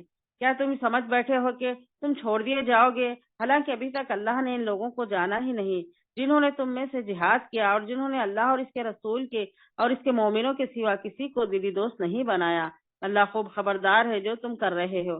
لائق نہیں کہ مشرک اللہ کی مسجدوں کو آباد کریں جبکہ وہ خود اپنے کفر کے آپ ہی گواہ ہیں. ان کے اعمال غارت و اکارت ہے اور وہ دائمی طور پر جہنمی ہیں. اللہ کی مسجدوں کو آباد کرنا تو ان کے حصے میں ہے جو اللہ پر اور قیامت کے دن پر ایمان رکھتے ہیں. نمازوں کی پابند ہو زکوٰۃ دیتے ہوں اللہ کے سوا کسی سے نہ ڈرتے ہوں. توقع ہے کہ یہی لوگ یقیناً ہدایت یافتہ ہیں. کیا تم نے حاجیوں کو پانی پلا دینا اور مسجد حرام کی خدمت کرنا اس کے برابر کر دیا ہے جو اللہ پر اور آخرت کے دن پر ایمان لایا اور اس نے اللہ کی راہ میں جہاد کیا؟ یہ اللہ کے نزدیک برابر نہیں ہو سکتے اور اللہ ظالموں کو ہدایت نہیں دیتا. جو لوگ ایمان لائے ہجرت کی اللہ کی راہ میں اپنا مال اور اپنی جان سے جہاد کیا اور اللہ کے ہاں بہت بڑے مرتبے والے ہیں اور یہی لوگ مراد پانے والے ہیں. ان کا رب خوشخبری دیتا ہے اپنی رحمت اور رضامندی کی اور جنتوں کی. ان کے لیے وہاں دائمی نعمتیں ہیں. وہاں وہ ہمیشہ رہنے والے ہیں. اللہ کے پاس یقیناً بہت بڑا اجر ہے. اے ایمان والو اپنے باپوں کو اور اپنے بھائیوں کو دوست نہ بناؤ اگر وہ کفر کو ایمان سے عزیز رکھے. تم میں سے جو بھی ان سے محبت رکھے گا تو وہی ظالم ہے. آپ کہہ دیجئے اگر تمہارے باپ اور تمہارے بیٹے تمہارے بھائی اور تمہاری بیویاں تمہارے کنبے قبیلے اور تمہارے کمائے ہوئے مال اور تجارت جس کی کمی سے تم ڈرتے ہو اور وہ حویلیاں جنہیں تم پسند کرتے ہو اگر یہ ساری چیزیں تمہیں اللہ اور اس کے رسول سے اور اس کے راہ میں جہاد کرنے سے زیادہ عزیز ہیں تو تم اللہ کے حکم سے عذاب کے آنے کا انتظار کرو اور اللہ فاسقوں کو ہدایت نہیں دیتا. ہاں ٹھیک ہے فائدہ. آیت نمبر 24 ختم ہوئی ہے. تو یہاں پر بتایا جا رہا ہے کہ دنیاوی مرغوبات میں پھنس کر جہاد کو چھوڑنے کی سزا بتائی جا رہی ہے کہ رشتوں کا لحاظ کر کے کوئی بعض مسلمانوں کے باپ یا بیٹے یا بیویاں کافر تھے جنہیں چھوڑ کر وہ ہجرت کرنا ان کے لیے مشکل سی بات ہو رہی تھی. تو اسی طرح سے انسان کے اپنے کمائے ہوئے مال ہے، دولت ہے، اپنے کاروبار ہے، جائیداد ہے اور بہت ساری ایسی چیزیں جن سے ان کو محبت تھی. تو یہ ساری چیزیں کیسے ان کے خون پسینے کی کمائی کا نتیجہ بھی تھی. لہٰذا انہی چیزوں سے مومنوں کا امتحان لیا جا رہا تھا کہ اب مومن کیا کرتے ہیں. یہ ساری چیزیں چھوڑ کر جاتے ہیں جہاد کے لیے یا پھر یہ ہجرت کرتے ہیں یہ ساری چیزوں کے ساتھ، یا پھر آپ کیا کرتے ہیں؟ تو یہاں پر سچے اور پکے مومنوں کی آزمائش تھی کہ اللہ تعالیٰ نے انہیں آزمایا کہ کچھ لوگوں نے کیا کیا کہ یہ ساری چیزیں چھوڑ کر پھر ان کو جہاد کی بھی تربیت دی جا رہی ہے، جہاد کی طرف اکسایا جا رہا ہے، اور ان کا ایمان ان کا کب پورا ہوگا؟ اگر باپ یا بھائی کافر ہوں تو ان کی قرابت داری کا کوئی فائدہ نہیں ہے، اور اگر مومن یا مسلمان اس معیار میں پورے نہیں اترتے تو اس کا ایمان مکمل نہیں ہے، کہ یعنی کہ اگر ان کو چھوڑ دو، یعنی کہ کافر ہے اگر وہ، تو ان کی قرابت داری تمہیں کوئی فائدہ نہیں دے گی۔ تو یہاں پر ان کو یہی بتایا جا رہا تھا کہ اگر یہ ساری چیزیں تم چھوڑ کر آتے ہو تو یہی اچھا اور سچا جہاد بھی ہے، اور یہی ہجرت بھی ہوگی۔ اللہ اس سے پہلے بہت سے موقع پر تمہاری مدد کر چکا ہے، اور حنین کے دن بھی تمہاری مدد کر چکا ہے۔ غزوہ حنین کے درمیان کیا ہوا تھا؟ حنین مکہ اور طائف کے درمیان ایک مقام ہے جہاں پر فتح مکہ کے بعد 8 ہجری میں ایک بہت حق اور باطل کا بہت بڑا معرکہ پیش آیا تھا۔ عرب کے اکثر جو بدوی قبائل تھے اس انتظار میں تھے کہ اگر محمد صلی اللہ علیہ وسلم قریش پر غالب آ گئے اور مکہ فتح ہو گیا تو بے شک وہ پیغمبر ہے اور ان کی دعوت کو قبول کر لینا چاہیے۔ مطلب کچھ لوگ تو یہی سوچ رہے تھے کہ چلو بھائی اگر ایسا مکہ فتح ہو گیا اگر تو ہم سمجھیں گے کہ یہی ہے جو بھی ہے ہم قبول کر لیں گے۔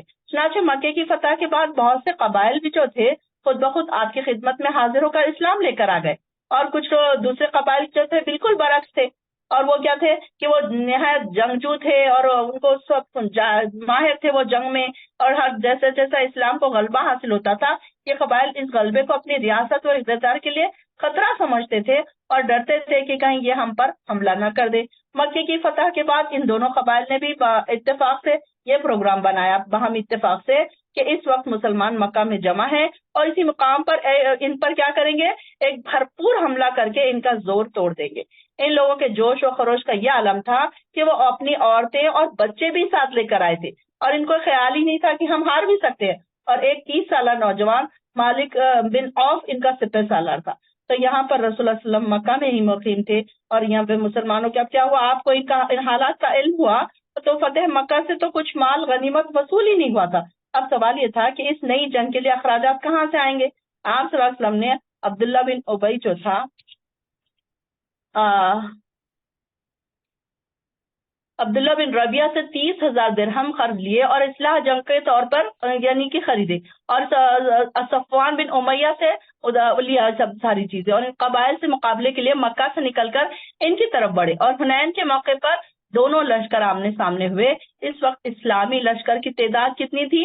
12,000 تھی، جس میں سے 9 مسلم بھی شامل تھے، اور دشمن کی تعداد صرف 4,000 تھی۔ مقابلہ ہوا تو حوازن کے تیر اندازوں نے کیا کیا کہ اس طرح تیروں کی بوچھار کی اور اس قدر بے جگری سے لڑے کہ اسلامی لشکر کے جو آج اپنی کثرت اور اس پر نازاں تھے، یعنی کہ ان کو یہ لگ رہا تھا کہ اب تو ہم بہت زیادہ ہے، ڈرنے کی کوئی بات نہیں ہے، اور بے خوف ہو گئے تھے اور لاپرواہ ہو رہے تھے، تو ان کے چھکے چھوٹ گئے اور ان کے پاؤں اکھڑ گئے اور راہ فرار اختیار کر لی، یہاں تک کہ ایک ایسا وقت آیا کہ جب آپ اکیلے دشمن کے سامنے کھڑے رہ گئے۔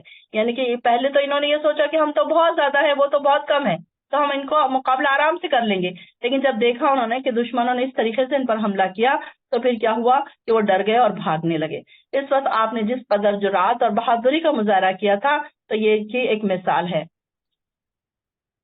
پھر اللہ کے رسول نے جبکہ تمہیں اپنی کثرت پر ناز تھا مگر وہ کثرت تمہارے کسی کام نہ آئی، اور زمین اپنی فراخ کے باوجود تم پر تنگ ہو گئی اور تم پیٹھ دکھا کر بھاگ کھڑے ہوئے۔ آیت نمبر 26 شروع ہو رہی ہے۔ پھر اللہ نے اپنے رسول اور مومنوں پر تسکین نازل فرمائی اور ایسے لشکر اتارے جو تمہیں نظر نہیں آتے تھے، اور کافروں کو سزا دی، اور کافروں کا یہی بدلہ ہے۔ پھر اس کے بعد اللہ جسے چاہتا ہے توبہ کی توفیق دے دیتا ہے، اور وہ درگزر کرنے والا اور رحم کرنے والا ہے۔ یہاں پر ایمان والو مشرک ناپاک لوگ ہیں، لہٰذا اس سال کے بعد وہ مسجد حرام کے قریب بھی نہ پھٹکے۔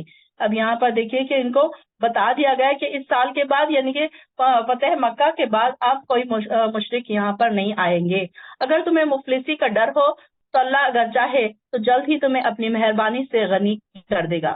یعنی کہ مشرکوں کے جانے سے کیا ہوگا کہ ایک جو معیشیت ہے، جو تجارتی چیزیں ہیں وہ ساری چیزیں کم پڑ جائیں گی. تو اس آیت میں مشرکوں کو ناپاک کہا گیا, اور یہ مطلب یہ کہ یہ اگر ان سے اگر ہاتھ لگ جائے کوئی چیز, یعنی کوئی چیز چھوٹ رہی ہے, تو اللہ تعالیٰ تم کو عطا کرنے والا ہے, بہت زیادہ دینے والا ہے. ان کو یہ بھی تسلی دی جا رہی ہے, اور اللہ سب کچھ جاننے والا اور حکمت والا ہے.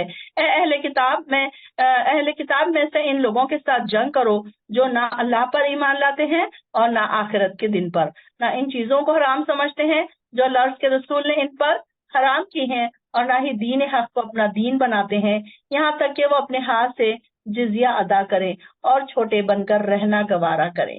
یعنی کہ ان کو ٹیکس دینا پڑے گا. اب یہاں پر اگر رہیں گے تو ان کو ٹیکس دینا پڑے گا. غیر مسلم سے جزیہ یہ لینا, اس آیت میں صرف اہل کتاب سے جزیہ لینے کا ذکر ہے, بلکہ جبکہ رسول اللہ صلی اللہ علیہ وسلم نے ان مجوسیوں سے بھی جزیہ لیا, اور جس سے معلوم ہوا کہ ہر مذہب کے غیر مسلموں سے جزیہ یعنی کہ ٹیکس لیا جا سکتا ہے. اور اپنے ہاتھ سے جزیہ ادا کریں اور چھوٹے بن کر رہنا گوارا کر لیں. یہودی کہتے ہیں عزیر اللہ کا بیٹا ہے, اور عیسائی کہتے ہیں مسیح اللہ کا بیٹا ہے. یہ تو ان کے منہ کی باتیں ہیں, وہ ان کافروں کے قول کی ریز کر رہے ہیں جو ان سے پہلے تھے, اور اللہ انہیں غارت کرے یہ کہاں سے بہکائے جاتے ہیں. یعنی کہ یہ سارے لوگ کیسے ہیں اللہ کے ساتھ شریک ٹھہرا رہے ہیں, اور لوگوں کیسے انہوں نے الگ الگ الہ بنا لیے ہیں.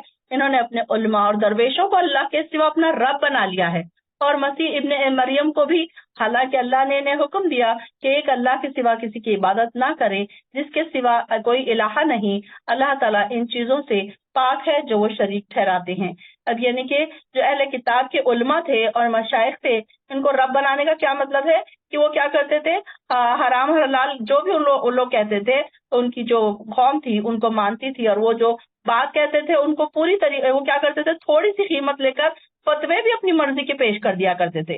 یعنی کہ جن کو جیسے فتوے چاہیے اس کو ویسے فتوے وہ اپنی مرضی سے دے دیا کرتے تھے, اور ان سے اس کی قیمت لے لیا کرتے تھے. تو یہ ان کو کہا جا رہا ہے کہ تم نے تو ان کو اپنا رب ہی بنا لیا, مطلب وہ جس طریقے سے تم کو کہہ رہے ہیں اسی طریقے سے تم عمل کر رہے ہو. اور وہ چاہتے ہیں کہ اللہ کے نور کو اپنی پھوکوں سے گل کر دے, لیکن یہ بات اللہ کو یہ بات منظور نہیں کہ وہ اپنے نور کو پورا کر کے ہی رہے گا, خواہ یہ بات کافروں کو کتنی ہی بری لگے. یعنی کہ اللہ کے نور سے کیا مراد ہے کہ ہدایت اور کتاب سنت کی روشنی, جس طرح سورج کی روشنی کو پھونکوں سے نہیں بجھایا جا سکتا, اسی طریقے سے کیا ہے کہ کافروں کی جو سرگرمیاں تھی تو یہ کیا چاہتے تھے کہ اسلام کو ختم کر دے. اللہ کی آیات کے رسول کا اور مسلمانوں کا مذاق اڑانے سے دین اسلام سے راہ کو روکا نہیں جا سکتا. اللہ تعالیٰ کہہ رہے ہیں کہ یہ ساری چیزیں ان کے لیے مشکل تھی کہ یہ سب نہیں کر سکتے تھے, کیونکہ اسلام تو کیا ہے, روشنی تھی, ایک نور تھا جو پھیل رہا تھا, ہر سو پھیل رہا تھا, اور یہ چاہ رہے تھے کہ اس روشنی کو بجھا دے. وہی تو ہے جس نے اپنے رسول کو ہدایت اور سچے دین کے ساتھ بھیجا. آیت نمبر چل رہی ہے ہماری 32. سچے دین کے ساتھ بھیجا تاکہ اس دین کو سب ادیان پر غالب کر دے, خواہ یہ بات مشرکوں کو کتنی ہی ناگوار ہو. اے ایمان والو, یہودیوں کے اکثر عالم اور درویش لوگوں کے مال ناجائز طریقوں سے کھاتے ہیں اور اللہ کے راستے سے روکتے ہیں. جو لوگ سونا اور چاندی جمع کر کے رکھتے ہیں اور اللہ کی راہ میں خرچ نہیں کرتے, اے نبی انہیں آپ دردناک عذاب کی خوشخبری دے دیجئے. جس دن اس سونے اور چاندی کو جہنم کی آگ میں تپایا جائے گا, پھر اس کو ان کی پیشانیوں, پہلوؤں اور پشتوں کو داغا جائے گا, اور کہا جائے گا یہ ہے وہ خزانہ جو تم نے اپنے لیے جمع کر کے رکھا تھا, لہذا اب اپنی جمع شدہ دولت کا مزہ چکھو. یعنی کہ خزانے جمع کرنے سے کیا مراد ہے کہ ان کے زکوٰۃ نہ دی جائے, ان کے جو مال جمع کر کے رکھا جائے اور اس کی زکوٰۃ نہ دی جائے اگر, تو پھر یہ کیا ہوگا, یہی مال ان کے اللہ تعالیٰ کیا کرے گا, اس کو گرم کر کے اسی سے پھر ان کو جلائے گا, اور یہی سارے مال ان کے لیے ایک عذاب کی شکل اختیار کر لیں گے. جس دن اللہ نے آسمانوں اور زمین کو پیدا کیا, اس دن سے اللہ کے لکھے ہوئے کے مطابق اللہ کے یہاں مہینوں کی تعداد 12 ہے, جن میں 4 مہینے حرمت والے ہیں, اور یہی مستقل ضابطہ ہے. یعنی کہ حرمت کے مہینوں میں آگے پیچھے کرنا, حرمت کے مہینے جو عرب کا رواج ہے, جسے اسلام نے باہر رکھا. یعنی کہ مشرکین عرب کے نزدیک 4 ماہ حرمت والے تھے, یہ پہلے سے تھے, یہ اسلام کے آنے سے پہلے تھے, ذی الحج, محرم اور رجب. تو اس میں یہ کیا کرتے تھے؟ لوٹ مار نہیں کرتے تھے، لڑائی جھگڑا نہیں کرتے تھے، اور کوئی گناہ کے کام نہیں کرتے تھے، اپنے آپ کو اس میں سے بچا کے صبر رکھتے تھے، اور اس کو وہ لوگ حرمت والے مہینے قرار دیتے تھے۔ لیکن کیا کرتے تھے کہ ایک مہینے کو کبھی آگے اور کبھی پیچھے اپنی مرضی سے کر لیتے تھے وہ۔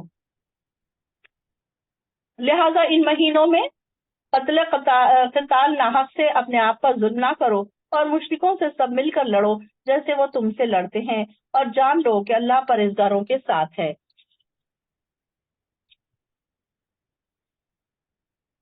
مہینوں کو پیچھے ہٹا دینا ایک مزید کافرانہ حرکت ہے، جس سے کافر گمراہی میں پڑے رہتے ہیں۔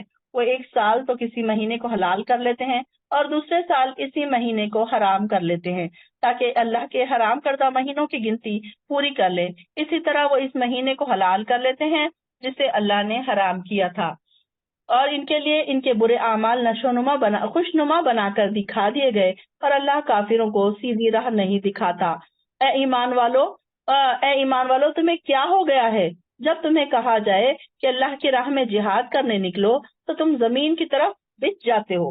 کیا تم نے آخرت کے مقابلے میں دنیا کی زندگی کو پسند کر لیا؟ حالانکہ آخرت کے مقابلے میں دنیاوی زندگی کا فائدہ بالکل زیرو کے کم ہے۔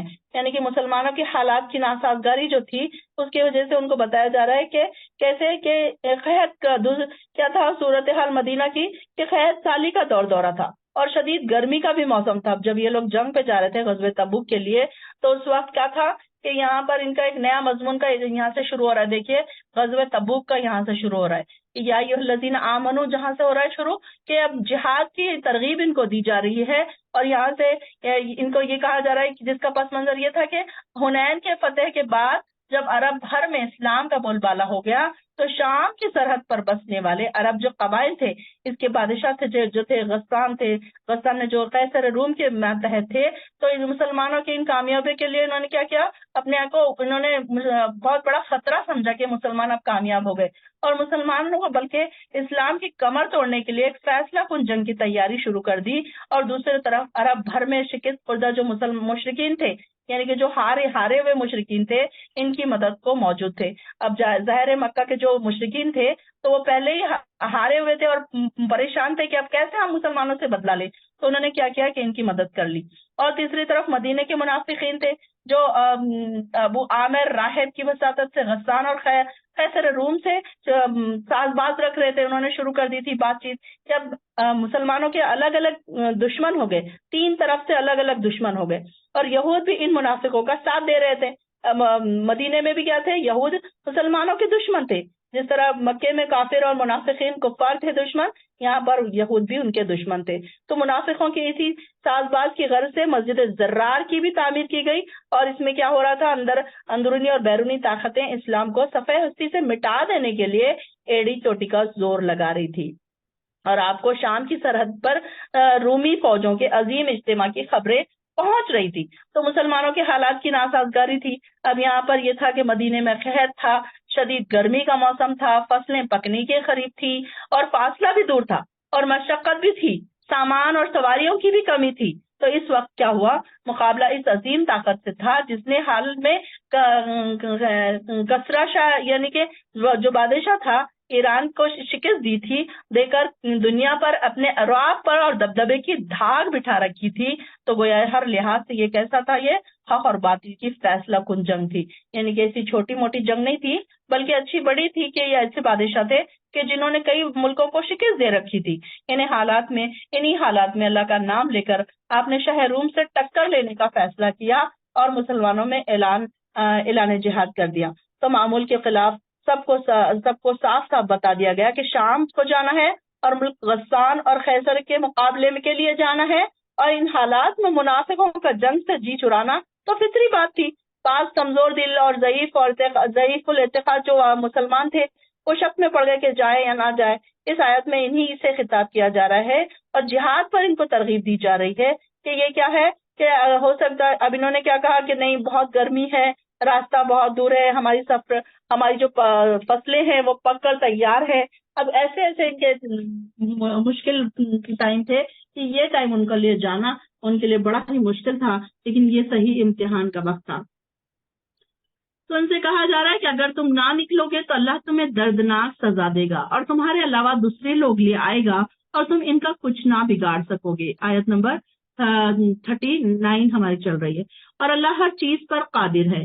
اگر تم اس نبی کی مدد نہ کرو گے تو اس سے پہلے اللہ نے اس کی مدد کی جب کافروں نے اسے مکہ سے نکال دیا جبکہ وہ دونوں غار میں تھے. وہ دونوں مطلب کون تھے؟ آپ صلی اللہ علیہ وسلم کے ساتھ ہجرت کے وقت کون تھے؟ ابو بکر صدیق رضی اللہ عنہ. تو اللہ تعالیٰ ان لوگوں سے آپ صلی اللہ علیہ وسلم کہہ رہے ہیں کہ اگر نہ بھی میری مدد کرو تو اللہ تعالیٰ نے تو مجھے ہر وقت مدد کی تھی جب اللہ کے رسول ہجرت کر کے نکلے تھے، جب بھی اکیلے تھے. تو یہاں پر آپ کو ان لوگوں کو کہا جا رہا ہے کہ اگر تم نہیں مدد کرو گے تو اللہ تعالیٰ تو مدد کرنے کے لیے ہے. اور وہ دو میں سے دوسرا تھا، اپنے ساتھی سے کہہ رہا تھا، یعنی کہ کس کی بات ہو رہی ہے یہ؟ کہ ابو بکر صدیق کی، کہ غم نہ کرو اللہ ہمارے ساتھ ہے. یہ کس نے کہا تھا؟ آپ صلی اللہ علیہ وسلم نے. جب ہجرت پر جا رہے تھے تو انہوں نے ابو بکر صدیق سے کہا کہ ہم کو ڈرنے کی کوئی ضرورت نہیں ہے بلکہ اللہ تعالیٰ ہمارے ساتھ ہے. پھر اللہ تعالیٰ نے اس پر اپنی طرف سے سکون قلب نازل کیا، یعنی کہ پھر وہ مطمئن ہو گئے کہ اب نہیں اللہ ہے ہمارے ساتھ تو ہمیں کچھ نہیں ہوگا. اور ایسے لشکروں سے اس کی مدد کی جو تمہیں نظر نہیں آتے تھے اور کافروں کے بول کو سر نگوں کر دیا، یعنی کہ کافر جھک گئے. اور بول تو اللہ ہی کا بالا ہوتا ہے اور اللہ ہر چیز پر غالب اور خوب حکمت والا ہے. بے شک واللہ عزیز الحکیم. آیت نمبر 40 ہماری ختم ہوئی ہے. اب یہاں پر جنگ کے لیے ان کو منافقوں کو اور مسلمانوں کو جنگ کے لیے بلایا جا رہا ہے اور ان کو کیا کہا جا رہا ہے؟ ہلکے بھی نکلو، بوجھل بھی، اور اپنے اموالوں اور جانوں سے اللہ کی راہ میں جہاد کرو. جہاد کی ترغیب دی جا رہی ہے انہیں. یہاں بات تمہارے حق میں بہتر ہے، یہی بات تمہارے حق میں بہتر ہے اگر تم جانتے ہوتے. اگر دنیاوی فائدہ قریب نظر آتا اور سفر بھی واجبی سا ہوتا تو یہ منافق آپ کے ساتھ چلتے، مگر یہ مسافت انہیں کٹھن معلوم ہوئی تو لگے اللہ کی قسمیں کھانے لگے. اب یہاں پر جو منافقوں کے عذر تھے، بہانے جو بنا رہے تھے، تو یہ کیا تھا کہ ان کو کیا لگ رہا تھا؟ اگر ہم تمہارے ساتھ نکل سکتے تو ضرور نکلتے. ایسی باتیں کر رہے تھے منافق. یہ لوگ اپنے آپ کو ہی ہلاک کر رہے ہیں اور اللہ خوب جانتا ہے کہ یہ لوگ حقیقتاً جھوٹے ہیں. یعنی کہ وہ کیا کہہ رہے تھے کہ نہیں ہمارے لیے تو بڑا ہی مشکل ہے، اگر ہمارے لیے آسان ہوتا تو ہم ضرور مشقت میں پڑتے. یعنی کہ منافقوں کی یہاں پر بہانے بتائے جا رہے ہیں کہ اگر تھوڑی سی محنت کے بعد منافقوں کو مال غنیمت ہاتھ آ جانے کی توقع بھی ہوتی، یعنی کہ ان کو ایسا لگتا کہ اگر ہم تھوڑی سی محنت کر کے اگر ہم چلے بھی جائیں اور ہم کو مال غنیمت تو بھی مل جائے گا. لیکن کیسا تھا کہ اس میں تھوڑی محنت نہیں تھی بلکہ کیسا سفر بھی طویل تھا، مشقت بھی تھی، دھوپ بھی تھی، گرمی بھی تھی، اور یہ منافق یقیناً آپ کے ساتھ نکلنے کو تیار ہو جاتے اگر ان کے لیے آسانیاں ہوتی. لیکن شام تک کا سفر وہ بھی کیسا کہ شدید گرمی کے موسم میں، جبکہ سواریاں بھی بہت کم ہیں، کسی کو پیدل چلنا ہے اور آگے مقابلے میں ایک بہت دبدبے والی حکومت ہے جہاں فتح کے بجائے ناکامی کے آثار دکھائی دے رہے تھے. تو ایسی صورت میں یہ کیسے آپ کا ساتھ دے سکتے تھے؟ اب تو وہ یہی قسمیں کھائیں گے کہ اس وقت ہمارے حالات سازگار نہیں ہیں، ورنہ ہم آپ کے ہمراہ ضرور چلتے. کوئی نہ کوئی عذر وہ تلاش رہتے اور جھوٹے اس لحاظ سے تھے کہ یقیناً حقیقتاً جو باتیں اور خدشات انہیں جہاد پر جانے سے روک رہی تھی انہیں وہ اپنے دلوں میں چھپا رہے تھے، آپ کے سامنے ظاہر کر ہی نہیں سکتے تھے. لہٰذا ادھر ادھر کی باتیں کر کے عذر پیش کر رہے تھے، یعنی کہ ایکسکیوز بیان کر رہے تھے. اے نبی اللہ آپ کو معاف کرے، آپ نے انہیں کیوں پیچھے رہنے کی اجازت دے دی؟ یہاں تک کہ آپ پر یہ واضح ہو جاتا کہ ان میں سے سچے کون ہیں اور جھوٹے کون ہیں. جو لوگ اللہ پر اور آخری دن پر ایمان رکھتے ہیں وہ آپ سے ایسی رخصت نہیں مانگتے. انہیں اپنے مال اور جانوں سے جہاد کرنے سے معاف رکھا جائے اور اللہ تعالیٰ اللہ پرہیزگاروں کو خوب جانتا ہے. یعنی کہ کیا ہے کہ یہ لوگوں میں سے اللہ تعالیٰ اور آخرت پر ایمان سے مراد اللہ کے وعدوں کو سچا سمجھنا، کہ اگر یہ اس میں اللہ تعالیٰ نے کو اللہ تعالیٰ کہہ رہے ہیں کہ یہ جو جنگ ہے اس میں اللہ تعالیٰ اس میں دیکھے گا کہ آخرت پر ایمان رکھنے والے کون ہیں اور سچے کون ہیں اور جھوٹے کون ہیں. کہ جنگ پر جب جانے کی بات ہوتی ہے تو وہ کیا ہوتا ہے کہ اپنی جان کی بازی لگانی ہوتی ہے، تب کہیں جا کر سچے مومنوں کی پرکھ ہوتی ہے، ان کی آزمائش ہوتی ہے اور ان کی پہچان ہوتی ہے کہ کون سے مومن سچے ہیں اور کون سے جھوٹے ہیں، کون منافق ہیں. انہیں اپنے مال اور انہیں اپنے اموال اور جانوں سے جہاد کرنے سے معاف رکھا جائے اور اللہ پرہیزگاروں کو خوب جانتا ہے. آپ سے رخصت وہ صرف وہی لوگ مانگتے ہیں جو اللہ پر اور آخرت پر ایمان نہیں رکھتے، ان کے دل شک میں پڑے ہوئے ہیں اور وہ اپنے اسی شک میں پڑے ہوئے ہیں۔ اگر ان کا نکلنے کا ارادہ ہوتا تو اس کے لیے کچھ نہ کچھ تیاری بھی کرتے، لیکن اللہ کو ان کی روانگی پسند ہی نہ تھی۔ یعنی کہ اللہ تعالیٰ خود ہی نہیں چاہتا تھا کہ ایسے منافق جنگوں میں شامل ہوں، لشکروں میں شامل ہوں، جن کی وجہ سے کیا ہوگا، صرف خرابیاں ہی پیدا ہوں گی۔ یعنی کہ ایسے جو منافق تھے تو خیر کے بجائے ان کے ساتھ کچھ نہ کچھ شر ہی ہوتا تھا، بلکہ یہ الٹا خرابیاں ہی پیدا کرتے تھے اور جنگ سے راہ بھی اختیار کر لیتے تھے۔ ان سے کوئی امید نہیں تھی کہ یہ جنگ میں آخری تک آپ صلی اللہ علیہ وسلم کا ساتھ دیتے، بلکہ یہ کیا کرتے تھے، جنگ میں شامل بھی ہوتے تھے تو افواہیں اڑاتے تھے اور مسلمانوں میں بددلی پھیلا دیتے تھے، بزدلی پھیلا دیتے تھے، ان کے دلوں کو کمزور کر دیتے تھے۔ اگر وہ نکلتے تمہارے ساتھ اندر تو خرابی ہی کا اضافہ کرتے اور تمہارے درمیان فتنہ پردازی کے لیے ادھر ادھر دوڑتے پھرتے۔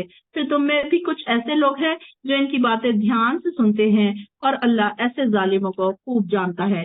یہ لوگ اس سے پہلے بھی فتنہ انگیزی کر چکے ہیں، آپ کے امور کو درہم برہم کرنے کے لیے الٹ پھیر کرتے رہتے ہیں، یہاں تک کہ اللہ کا سچا وعدہ اسلام کے غلبے کا یہ آ گیا اور اللہ کا حکم غالب ہوا جب یہ ناک بھون چڑھا رہے تھے۔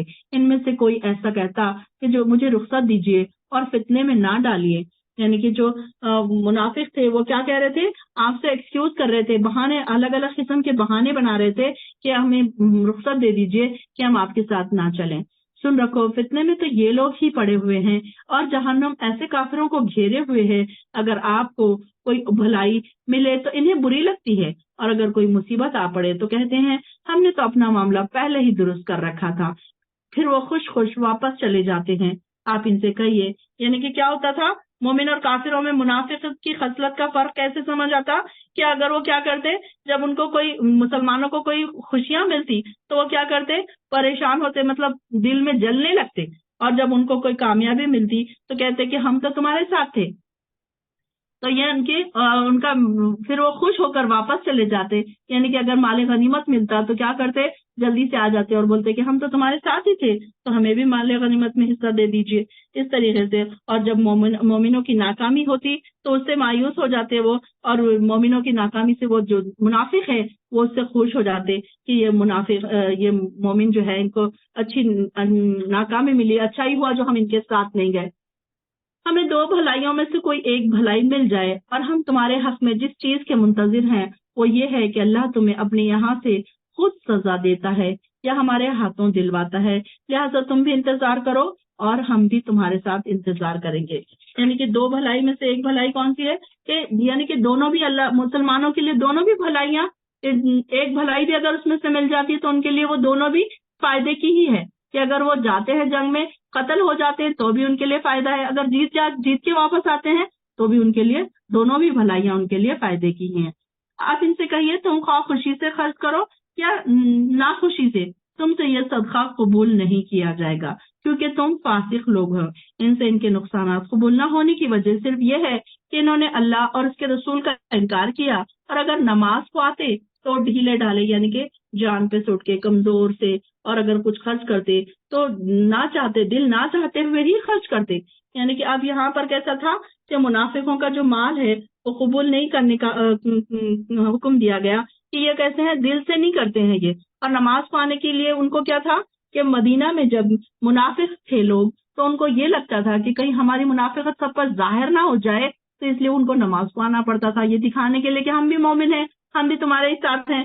تو وہ کیا کرتے تھے، نماز کو آتے تھے لیکن بڑی سستی کے ساتھ آتے تھے، تو ان کو دیکھ کر پتا چلتا تھا کہ یہ بڑے کمزوری سے، سستی سے، اور خرچ بھی کرتے تو کیسے، نہ چاہتے ہوئے، ان کے دل تنگ ہوتے تھے جب وہ خرچ کرتے تھے ان لوگوں کے مال اور اولاد۔ آپ کو تعجب میں نہ ڈالے، اللہ تو یہ چاہتا ہے کہ انہی چیزوں کے ذریعے انہیں دنیا کی زندگی میں سزا دے، اور جب ان کی جان نکلے تو اس وقت یہ کافر ہی ہوں۔ وہ اللہ کی قسم کھا کر کہتے ہیں کہ ہم تمہیں میں سے ہیں، حالانکہ وہ ہرگز تم میں سے نہیں بلکہ یہ ڈرپوک ہیں۔ یعنی کہ منافقوں کو مال اور اولاد سے سزا کیسے ملتی ہے کہ ان کو کیا ہوتا ہے کہ جب ان کو ہر چیز میں فراوانی مل جاتی ہے، اور یہ ان کے لیے کیا ہوتی ہے، ایک آزمائش ہوتی ہے، پھر اللہ تعالیٰ ان کو کیا کرتا ہے، اس کی آزمائش میں مبتلا کرتا ہے، اور اللہ تعالیٰ نہیں چاہتا کہ وہ اس طرف آئے اور ان کی جان بھی اسی میں نکلے۔ آیت نمبر 56 ہماری ختم ہوئی ہے. اگر یہ کوئی پناہ کی جگہ یا غار یا سر چھپانے کی جگہ پا لے تو یہ تیزی سے دوڑتے ہوئے وہاں جا گھسے اور جا چھپے. اور ان میں کوئی ایسا ہے جو صدقات کی تقسیم پر آپ پر الزام لگاتا ہے. اگر انہیں کچھ مل جائے تو خوش ہوتے ہیں اور اگر نہ ملے تو فوراً ناراض ہوتے ہیں. یعنی کہ صدقات کی جب تقسیم ہوتی ہے تو وہ کیا کرتے ہیں کہ ان کو اگر ملتا ہے کچھ تو بڑے خوش ہو جاتے, اور اگر نہیں ملتا تو پھر بڑے وہاں سے دل اداس ہو کر وہ نکلتے ہیں. کیا ہی اچھا ہوتا اگر وہ اس پر راضی ہو جاتے جو اللہ اور اس کے رسول نے انہیں دیا, اور کہتے کہ اللہ ہمارے لیے کافی ہے, اللہ ہمیں اپنے فضل سے بہت کچھ دے گا اور اس کا رسول بھی, ہم اللہ کی طرف رغبت کرتے ہیں. صدقات تو دراصل فقیروں, مسکینوں اور کارندوں کے لیے ہے جو ان کی وصولی پر مقرر ہے. یہاں پہ زکوٰۃ کے حقدار کا ذکر آ گیا یہاں پر کہ کون کون سے لوگ زکوٰۃ کے حقدار ہیں. یہاں پر لسٹ بتا دی گئی ہے. آیت نمبر 60 میں یہ لسٹ بتا دی گئی ہے کہ زکوٰۃ کے حقدار کون کون سے ہیں. تو یہاں پر یہ اس کو ٹک کر لیجیے آپ کہ یہاں پر فقیر, مسکین سے کیا مراد ہے کہ ایسے لوگ جو مانگتے نہیں ہیں اور جو ضرورت مند ہیں, تو یہ سارے لوگ ان کی اس میں آئے گا. پھر اور اس کے لیے پھر کیا ہے, اور تالیف قلب یعنی کہ غلام آزاد کرانے, قرض داروں کے قرض اتارنے اور اللہ کی راہ میں اور مسافروں پر خرچ کرنے کے لیے. یہاں پر 8 چیزیں بتا دی گئی. زکوٰۃ کی فراہمی تقسیم کی یعنی کہ جو حکومت کی ذمہ داری ہے, تو یہ اس میں بتا دیا گیا کہ کون کون سے لوگ ہیں جو زکوٰۃ میں ہم ان کو دے سکتے ہیں. یعنی کہ ایک تو سب سے پہلے فقیروں اور مسکینوں کو دیں گے, اور ان کے کارندوں کے لیے یعنی کہ جو ان کی اصولی پر مقرر ہے, یعنی کہ جو زکوٰۃ وصول کر کے لا رہے ہیں ان کو بھی اس میں سے ایک معاوضہ دیا جائے گا, کیونکہ وہ محنت کا کام کر رہے ہیں. پھر غلام آزاد کرنے کے لیے کہ پہلے کے زمانے میں غلام رہا کرتے تھے تو اس کو بھی آزاد کر سکتے تھے. قرض داروں کو بھی زکوٰۃ دی جا سکتی ہے قرض اتارنے کے لیے اللہ کی راہ میں, یعنی کہ کوئی جہاد پر جا رہا ہے یا پھر کوئی اور ایسی. یہاں پر اب آج کے زمانے میں ہم اس کو کیا لے سکتے ہیں کہ جیسے کہ کوئی مؤذن ہے, کوئی امام ہے کہ وہ اللہ کی راہ میں نکلے ہوئے ہیں اور وہ زمین میں چل پھر نہیں سکتے, اپنی معاش کے لیے نہیں ڈھونڈ سکتے, ان کے پاس اتنا ٹائم نہیں ہوتا کہ وہ ان کے پاس مسجد کی ذمہ داریاں ہوتی ہیں, تو وہ اللہ کی راہ میں نکلے ہوئے ہیں تو ان کے اوپر خرچ کر سکتے ہیں زکوٰۃ میں سے. اور مسافروں پر بھی خرچ کرنے کے لیے کہا گیا ہے. اس میں سے جو 8 جس کے بتائے گئے ہیں اس کو انڈر لائن کر لیجئے. یہ اللہ کی طرف سے فریضہ ہے اور اللہ سب کچھ جاننے والا اور حکمت والا ہے. اور ان منافقین میں سے وہ کچھ ہیں جو پیغمبر کو تکلیف دیتے ہیں اور کہتے ہیں وہ کانوں کا کچا ہے. آپ ان سے کہیے کہ یہ کانوں کا کچا ہونا ہی تمہارے حق میں بہتر ہے. وہ اللہ پر اور مومنوں کی بات پر یقین رکھتا ہے. جو لوگ تم میں ایمان لائے ان کے لیے رحمت ہے, اور جو لوگ اللہ کے رسول کو دکھ پہنچاتے ہیں ان کے لیے دردناک عذاب ہے. آیت نمبر 62. اور وہ منافق تمہارے سامنے قسمیں کھاتے ہیں تاکہ تمہیں خوش رکھیں, حالانکہ وہ ایماندار ہوتے تو اللہ اور اس کا رسول اس بات سے زیادہ مستحق ہے کہ انہیں راضی رکھیں. یہاں پر یہ کیا انہیں معلوم نہیں جو شخص اللہ اور اس کے رسول کا مقابلہ کرے اس کے لیے جہنم کی آگ ہے جس میں وہ ہمیشہ ہمیشہ رہیں گے, اور وہ یہ بہت بڑی رسوائی ہے. یہاں پر آیت نمبر 62 پہ خلاصہ ہو گیا ہے. انشاءاللہ یہاں پر ہم ختم کر دیں گے, ٹائم ہو گیا ہے. وآخر الدعوانا الحمدللہ رب العالمین.